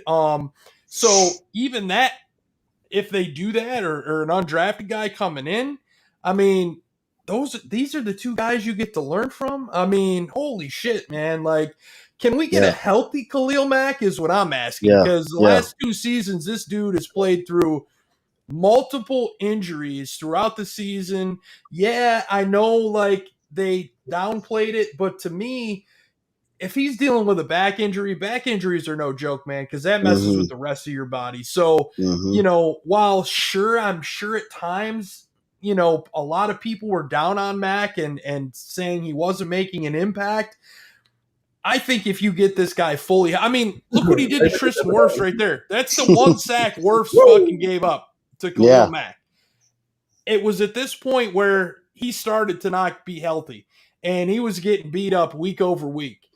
I think you get him back and you get somebody on the opposite side of him to produce. Yeah. And holy shit, because it's just going to open up the floodgates.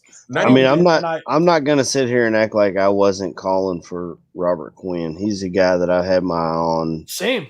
Before he went to Dallas on his last stop. Yep. So I'm not going to be the guy if I'm the guy who talks about how much I loved Watson in 2017, I'm still going to be that same guy on a guy that I missed on. I'm glad we brought him in. We need to get him in a better position to win. Khalil Mack, as you said, is a guy who needs no introduction. The dude just does it. And you talked about Mingo, not only pass rush, he's sneakily good in coverage as well because he has a lot of speed. That's the reason why he was a former first-round pick, because they saw his speed, and the Browns were in love, and they ran up to grab him, I think, in the top 5 or something. He never lived up to that. But as a depth piece, he's hard to beat, especially if you can get him for I don't think it's going to be that expensive to get him, to keep him. Yeah, so let's move on. Let's get to cornerback here, right? So Kyle Fuller, Jalen Johnson, Buster Skrine, Duke Shelley, Kendall Vildor, Xavier Crawford, Trey Robertson, and Tease Tabor. All these guys are currently all under contract, expected to be back next season. The one name I see on this list that I don't expect to be a Bear very soon is Buster Skrine. I think it was pretty obvious that I hope he's okay because he missed the last 6 games with concussion symptoms. holy shit, that's scary. So Serious. first, Yeah. I hope he's okay. But I thought Kindle Vildor and Duke Shelley, Duke against Green Bay, kind of got lit a little bit. But I thought Kindle Vildor and Duke really played really well. Vildor really showed that he could play outside.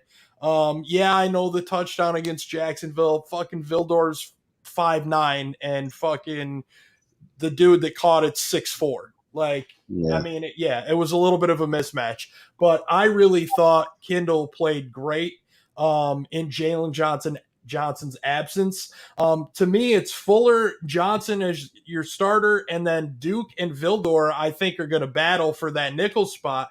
But then you've got guys like Xavier Crawford, who we didn't see last year, Trey Roberson, who we didn't see last year, that who knows what you can get out of these guys as well, and even Tease Tabor to a degree. So this is a position I'm not overly concerned with. I think it's a strength. Kyle Fuller is a guy I can see them possibly, either turning some of his salary into a signing bonus or maybe extending him, possibly trading if you do. I mean, Jalen Johnson's your one, so now Vildor's outside and Shelley's your nickel, or Crawford, Roberson, any one of these other guys. But I feel like the Bears address corner a lot through the draft. So I wouldn't be totally surprised if they spent a late rounder here. Badge, real quick, brother. Yeah. Real quick, you got to kind of be impressed with Jalen Johnson. I mean, without a doubt. For the way he came in and produced against number 1, number 2 wide receivers as a second string to play that, because he got attacked. Kyle Fuller earned the respect. Teams weren't attacking Kyle Fuller so much early on, and they tried Jalen Johnson, and he produced. He learned under fire, and for a rookie to do that, with all these things, one thing that I like about our new defensive coordinator, he said, sacks come from coverage, and turnovers come from good pressure. And so, like, these are the guys that's going to help Khalil Mack and our front seven get more sacks. And if guys are going to win their one-on-ones, at the end of the day, that's all you really want them to do. And so Buster Screen, respectfully, regardless of his injury, was a liability before he was hurt. That's where Aaron Rodgers has torn us apart. Was on that third down coverage, was on that slot receiver. And so this is a position where I'm glad we don't have to heavily invest in. You never know what will fall to us. You got to take the best guy. But like, in terms of like, but you do want to shore up the nickel, because in the playoffs, I'm thinking playoffs now, it's that nickel back position that's like key when it comes to the playoffs, because that slot receiver has become prime money for quarterbacks in the high pressure games. Yep, and that's when you see him move around. I mean, I mentioned Duke against Green Bay. They put it ended up being Duke on Devontae Adams. I mean, Kyle Fuller loses to Devontae Adams. So I mean, every corner in the NFL loses to Devontae Adams. You knew that wasn't a matchup that was going to be beneficial when you saw that happen, but Duke battled, man. Like that's what he does. He battles Vildor. I mean, these guys were put into tough situations against good quality, and a majority of them they won. I mean, I thought they played very, very well. So let's jump right into safeties. I'd like to touch on corners Go ahead. Move on. Kyle Fuller, you talk about someone who we might be able to get to restructure with his deal. Thanks for putting me on full screen since it's my show. With his deal, he got paid, or we had to match the deal that the Packers gave him. So we ended up paying him a lot, and he's the second highest paid player on the team. So we might be able to restructure him some and loosen that cap hit. Jalen Johnson, my biggest take back from him was the injury this season, and we saw it in college, and we saw it come back up last year. He was a hell of a player. He like just everything Gaines said, playing hard through adversity, through fire, and coming out and doing his thing. Honestly, is admirable. And when he was out, but Duke Shelley and Kendall Vildor came in and showed, hey, we can play in this league too. So we realize we have that depth now. Trey Roberson's a guy who I liked when we signed him. I didn't know who he was before we signed him. I'm not gonna lie, but when we signed him, I went and looked at some film, some highlights that they had of him on YouTube. I was like, this guy can freaking play.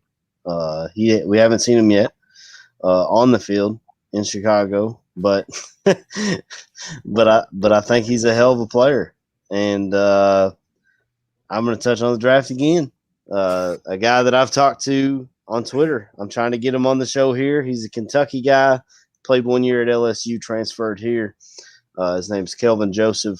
I'm trying to book him, but he's, it's his off season. He's working for the draft, so he's extremely busy.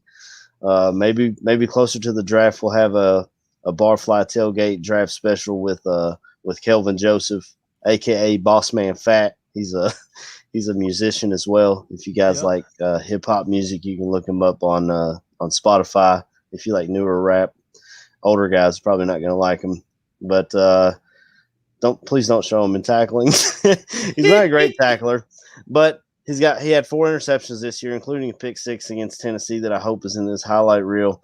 And he actually picked off Mac Jones, and no kidding. Actually against Devontae Smith, they threw at him twice, and he had 1 pass breakup and 1 interception.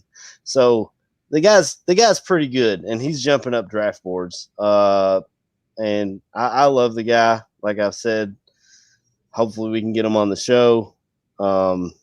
Here's the pick 6. Watch this. Cut that wide receiver off. Take it to the house, baby. Let's go. Go Cats. But we can move on from corners now. It is the AC show. I can't imagine that. Mac Jones thrown to your boy. So you got your boy thrown to your boy. He gets picked. Your head just explodes, right? How do you handle that? That's funny. All right, so moving into safeties, here's who's under contract. You've got Bojack, Jordan Lucas, and Marquis Christian. To me, I thought Tyshawn Gibson played very well.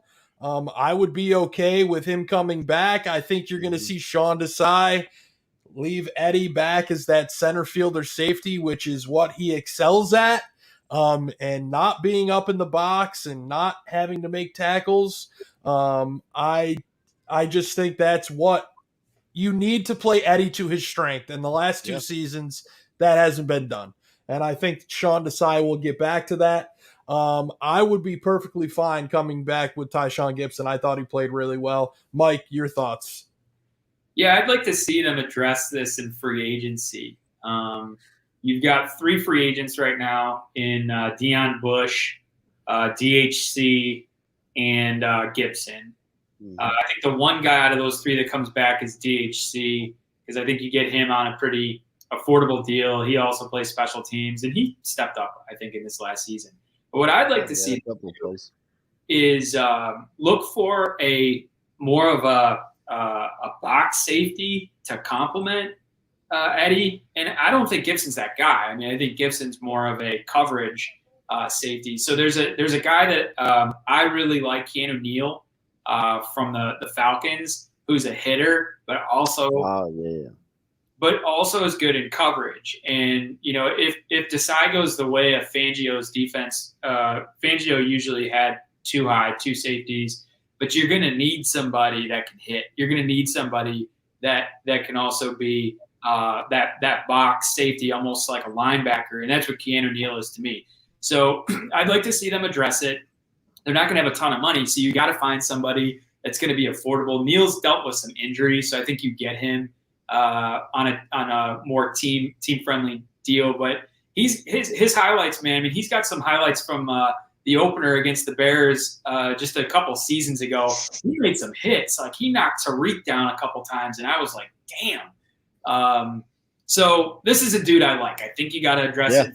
See, I wouldn't be pissed, though, if Gibson came back and was compliment there. But I'm afraid Bush is done as a Bear. I think he's gotten a few opportunities to compete for a starting spot and hasn't been able to get it. So I don't know. Those are my thoughts. I'm step for step with you. You talked about Keanu Neal. He's a guy I loved in the draft when he was coming out. He's got speed and the ability to tackle. That's why he went so high in the draft. And as you said, injuries have caught up with him, which would be a concern. So we'd have to have depth behind him. Gibson, we touched on him. He liked being here. He'd love to be back. He talked about it on Hogan Johns. There's a mutual interest between the team and player. So maybe he'll give you a good discount. And you need Sean Desai to use these guys. He talked about it in his press conference. Use these guys in their correct position. We talked about it all year last year. How many times did we talk about why is Khalil Mack in coverage? You know what I'm saying? What's going on with Robert Quinn? Why can't he win? Why is Danny Trevathan covering a slot wide receiver who runs a freaking 4-3? It's not going to happen. You know what I'm saying? So we need Sean Desai to make sure he's using his guys correctly. And I think we'll be fine. We'll find somebody. If we don't find somebody in free agency, we'll draft a safety. I'm not as deep in the safety draft as I am at other positions.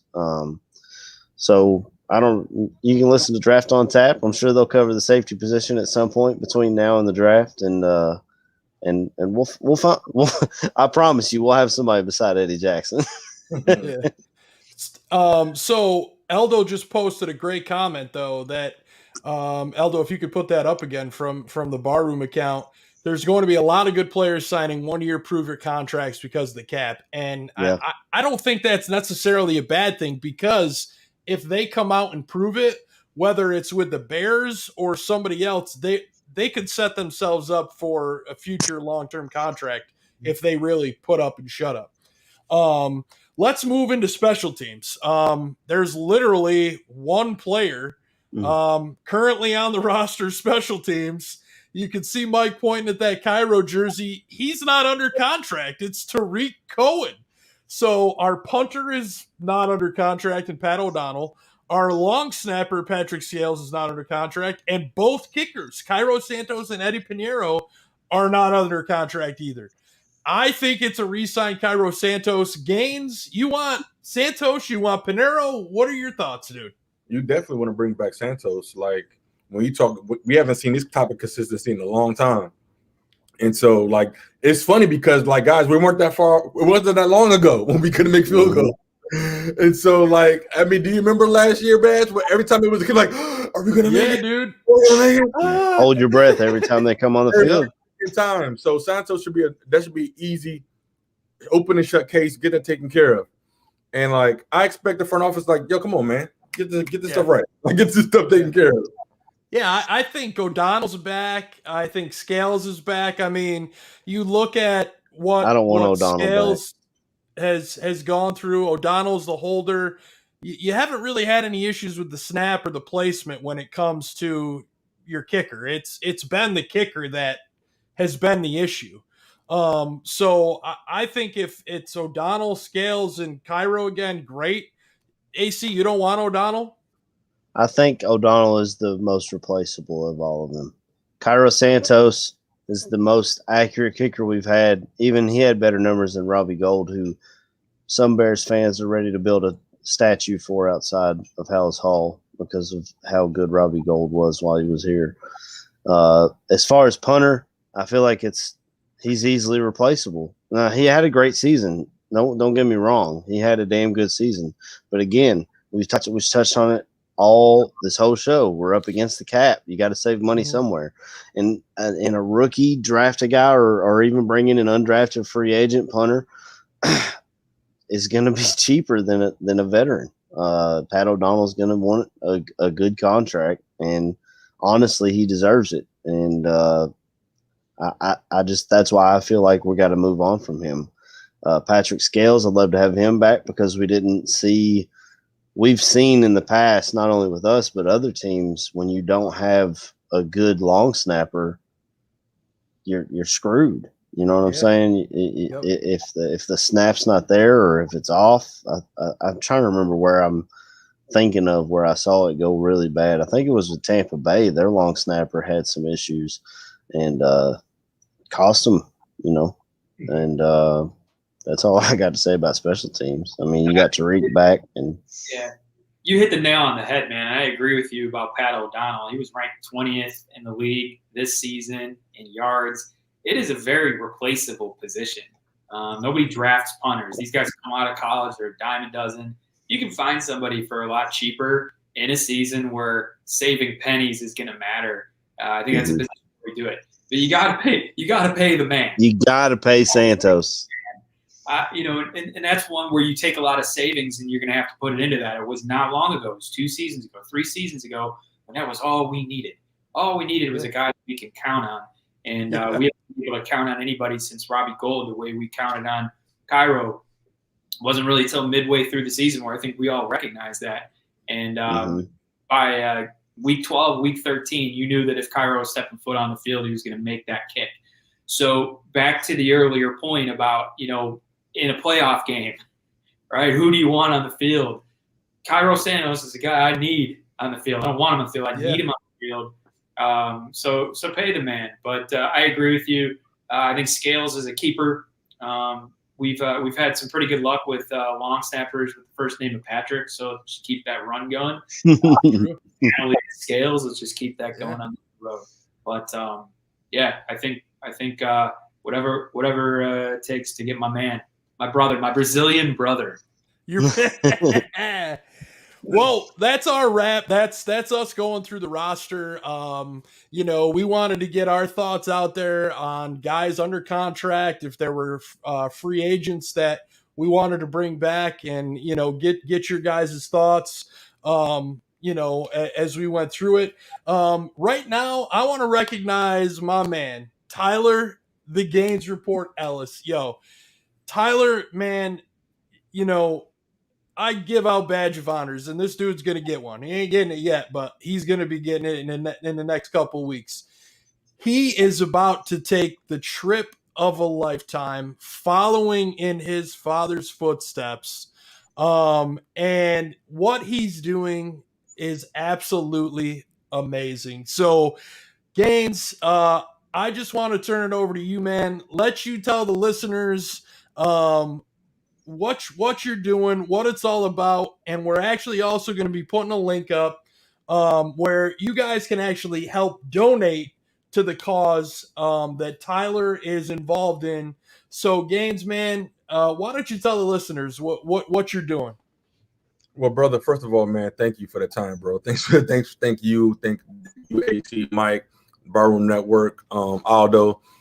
Well, first of all, I'm grateful to have had such a great example into my dad, Amos Ellis, diehard pioneer in the Chicago area on multiple levels, from high school football, official coach. He worked for the state. Everything I am about in Chicago sports is because of my dad. But my dad, and this is my dad's and their project. It's something that I'm learning about, the Mombasa Kenya Relief Initiative. My dad and his friends, close friends from college, they've been going to Africa for the last 30 years, and they've been pouring into villages with education, healthcare, gifts, and it's a whole site about it, and they're talking about it, and I'm just fortunate enough, I will actually be traveling, trying to just smallly fill in the shoes. I just want to go where my father has gone, and so they do a lot of different things, just not here in the States, but also abroad.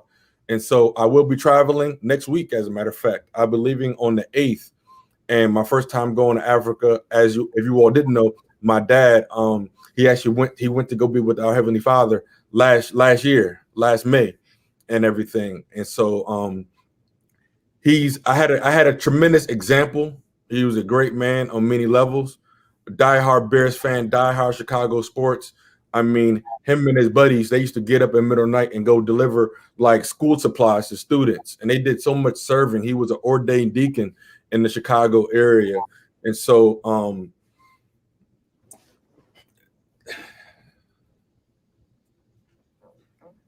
it's all right, man. Yo, what you're doing, dude. I mean, to be able to follow in his footsteps, man, what you must be feeling as you've thought about this and talked about this and prepared yourself to make this trip, man, is just absolutely amazing. And we have so much respect for you, Tyler, as a brother, a friend, somebody that shares this network with us. And guys, if you look at the link on the screen, that's where you can go and donate in Tyler's dad's name, right there, Amos Ellis. You can go and donate in his name for Tyler to go and do this. And so much respect for you, brother, man. Just absolutely proud to call you a friend and a brother. And, it's so awesome, dude, to have you doing this. And then once it's done, we're going to have you come back. And we're going to give you that badge of honor, man, that you so rightfully deserve. Not just for this, for everything you do, man. People don't realize, yes, we do badge of honor, man, but you live it on a daily basis, by giving back to your community and other organizations throughout every day of your life, man. And so much kudos to you for that, brother. Much respect. Just Brother Gaines as a person, man. If y'all need some Monday motivation, add this guy on Facebook. You see this dude up there, 6 a.m. on a Monday, throwing up 300 pounds, just like it ain't nothing. This dude, he gets me pumped up. And I don't even, me, I ain't hitting the gym, but he gets me, I don't know, he's just you're a man's man, Gaines. You're a man's man. That's all I can say. I was gonna say the same thing too, man. Like, this is the first time you and I have interacted on a show, but you and I have been connected on Facebook. And say what you will about social media, but it's done the same thing for me. And I feel like I know you to a degree just through those posts and seeing what you do in the community. And don't sleep on that. It makes a difference for everybody that sees that stuff. So kudos to you. This is it's more than deserved and earned. Keep it up, man. It's inspirational to the rest of us. Fellas, I thank you for the kind words. I take no credit. I take no credit.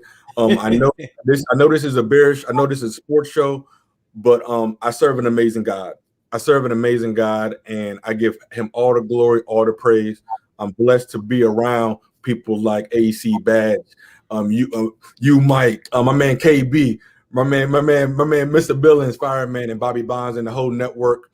But even my family, my beautiful mother, my brothers, my beautiful sister, and my sister-in-laws.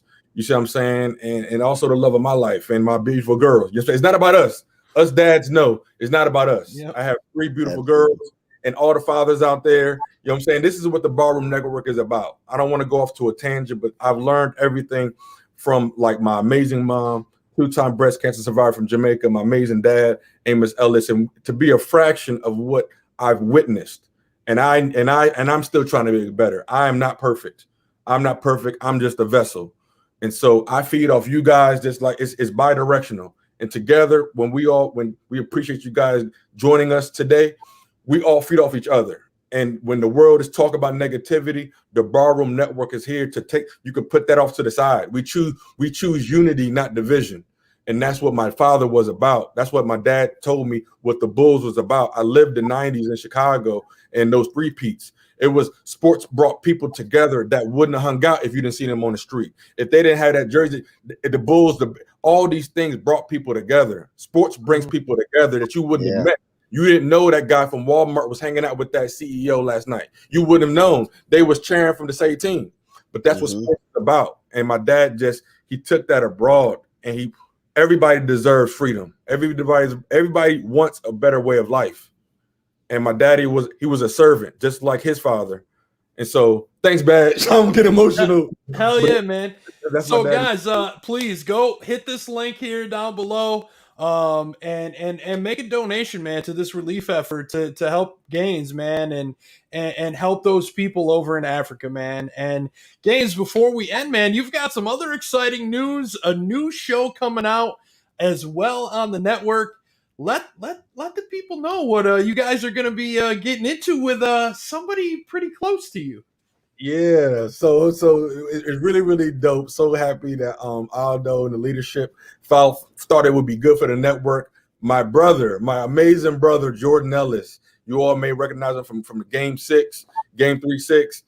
He will be join the network, and we'll be covering some Chicago Bulls.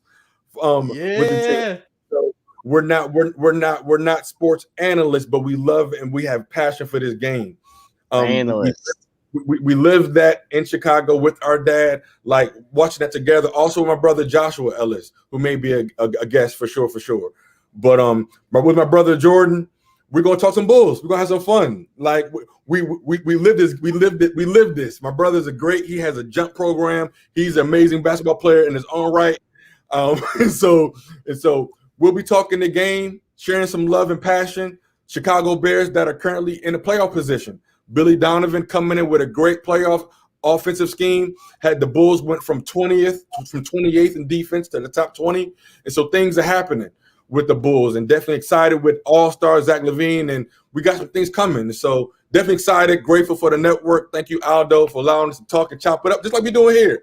And so Chicago Bulls, Chicago Nation, we're worldwide, we in this thing. I see red. Hell yeah. Well, let's kick it around the room here. Let's get these shout outs in. Let's see. I think first today I'm gonna go with Big Mike Schaefer. Mike, let's get your shout outs in, man. Yeah, as always, shout out to the Barflies coming out to see us and hang out with us on a Sunday morning. We're not here without you guys. Shout out to Gaines for the new show and everything else that you're doing. Mad respect for you. Shout out to my neighbor. The dude didn't clean his car off for 3 weeks, and was a point of ridicule in our neighborhood as we laughed like, "Oh, this dude, he's gonna have to clean all that stuff off." Well, I saw him drive away this morning, and he never lifted a damn finger. He waited for the snow to melt, took his car off. So shout out to my neighbor. I don't know who you are, but mad props for getting out of the snowstorm without doing a damn thing. Dude, that's hilarious, man. Let's hit the Gaines report, man. Your shout outs. Man, just shout out to you guys, bro. Shout out to everybody out there that's like, you know what I'm saying, excited about everything that's popping off in just Chicago sports, man. 4,000 Clovers, man. Appreciate you, brother, man. We just shouting out all the fans. Thank you for taking your time out. I'm grateful.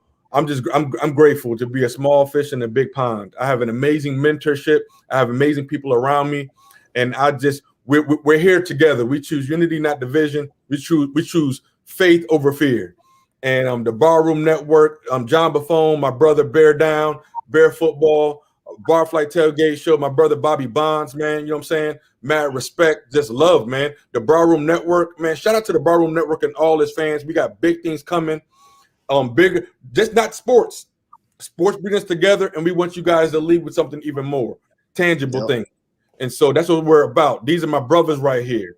And so every Sunday, you guys tuning into the Barfly Tailgate Show. These guys are doing an amazing job. I mean, shout out to Joey, Tucci Nagoon. Like, I want to shout out the whole network. There's so many shows to shout out, but we're bringing it. Draft on tap. It's exciting, bro. I can't wait for free agency. Like, I don't want to talk about the draft because are we going to do a trade? I want to know what picks we got. I hate talking about the draft when I don't know what picks we got. I don't want to get excited about the first round if I'm not going to have a first round pick. So trade's done with, so I can focus on the draft. I've been watching Draft on Tap. Badge, love you, bro. Appreciate it, fam. Hell yeah, man. All love, brother. AC, let's get them shout outs, big dog. All right. First and foremost, shout out to everybody in the chat, man. Y'all come through. There's no game to watch. There's nothing on. My wife doesn't get it coming through in an off season talking Bears, but y'all get it. We just got a passion, and we'll always have a Bears passion. Shout out to everybody on the network putting in work. Shout out to Brother Gaines coming through. We had to call him up out of the bullpen today, and he came through and he was throwing heat. You know what I'm saying? So he was like, I don't know. He's just killed it today. Thanks for coming in the clutch there, Tyler. And my final shout out, I saved it for my boy Bobby. 20 years of military service to his beloved Corps. And there he is, man. He's out in LA shooting a new movie. That's why he's not here today. Bobby Bombs, the Marine, out here.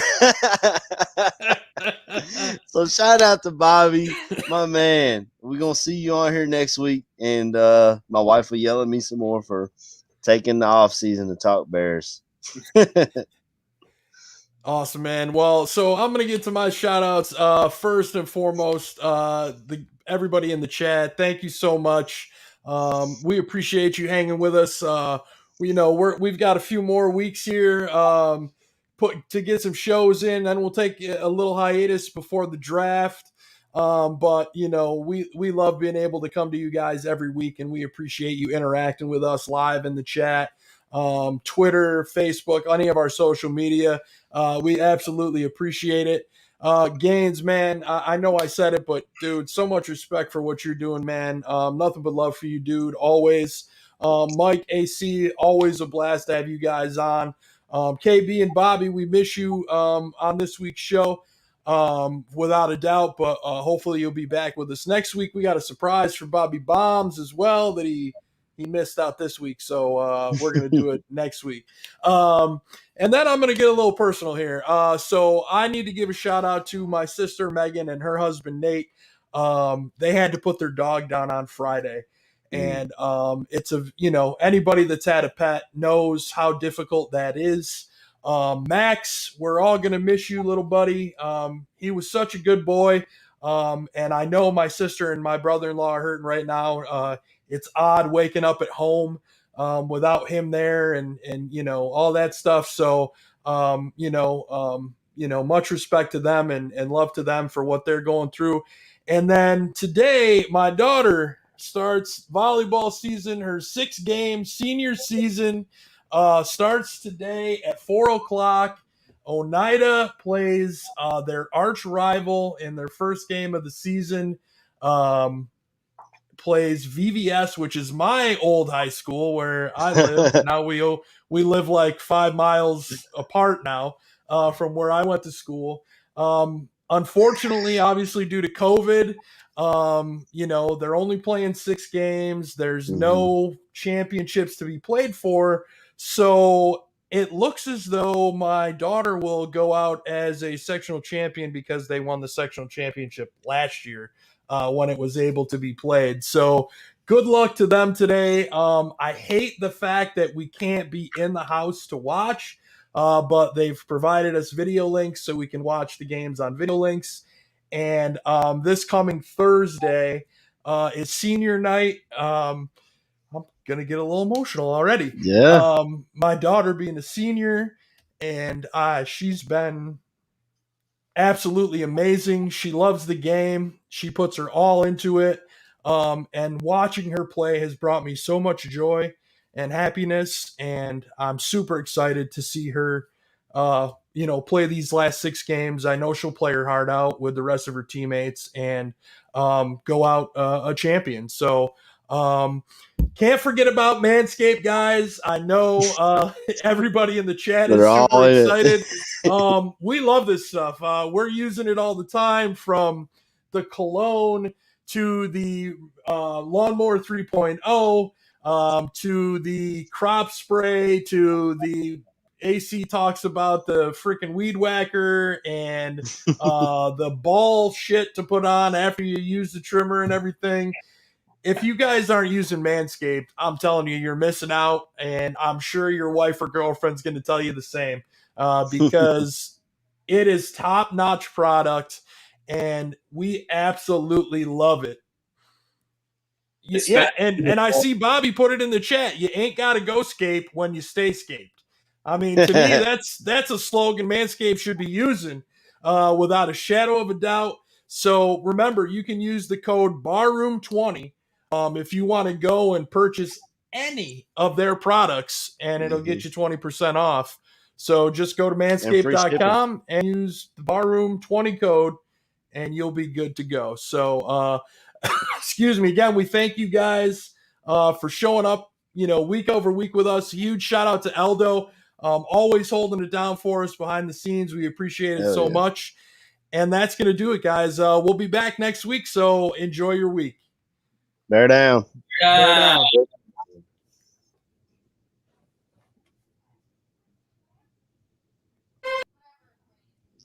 What's going on?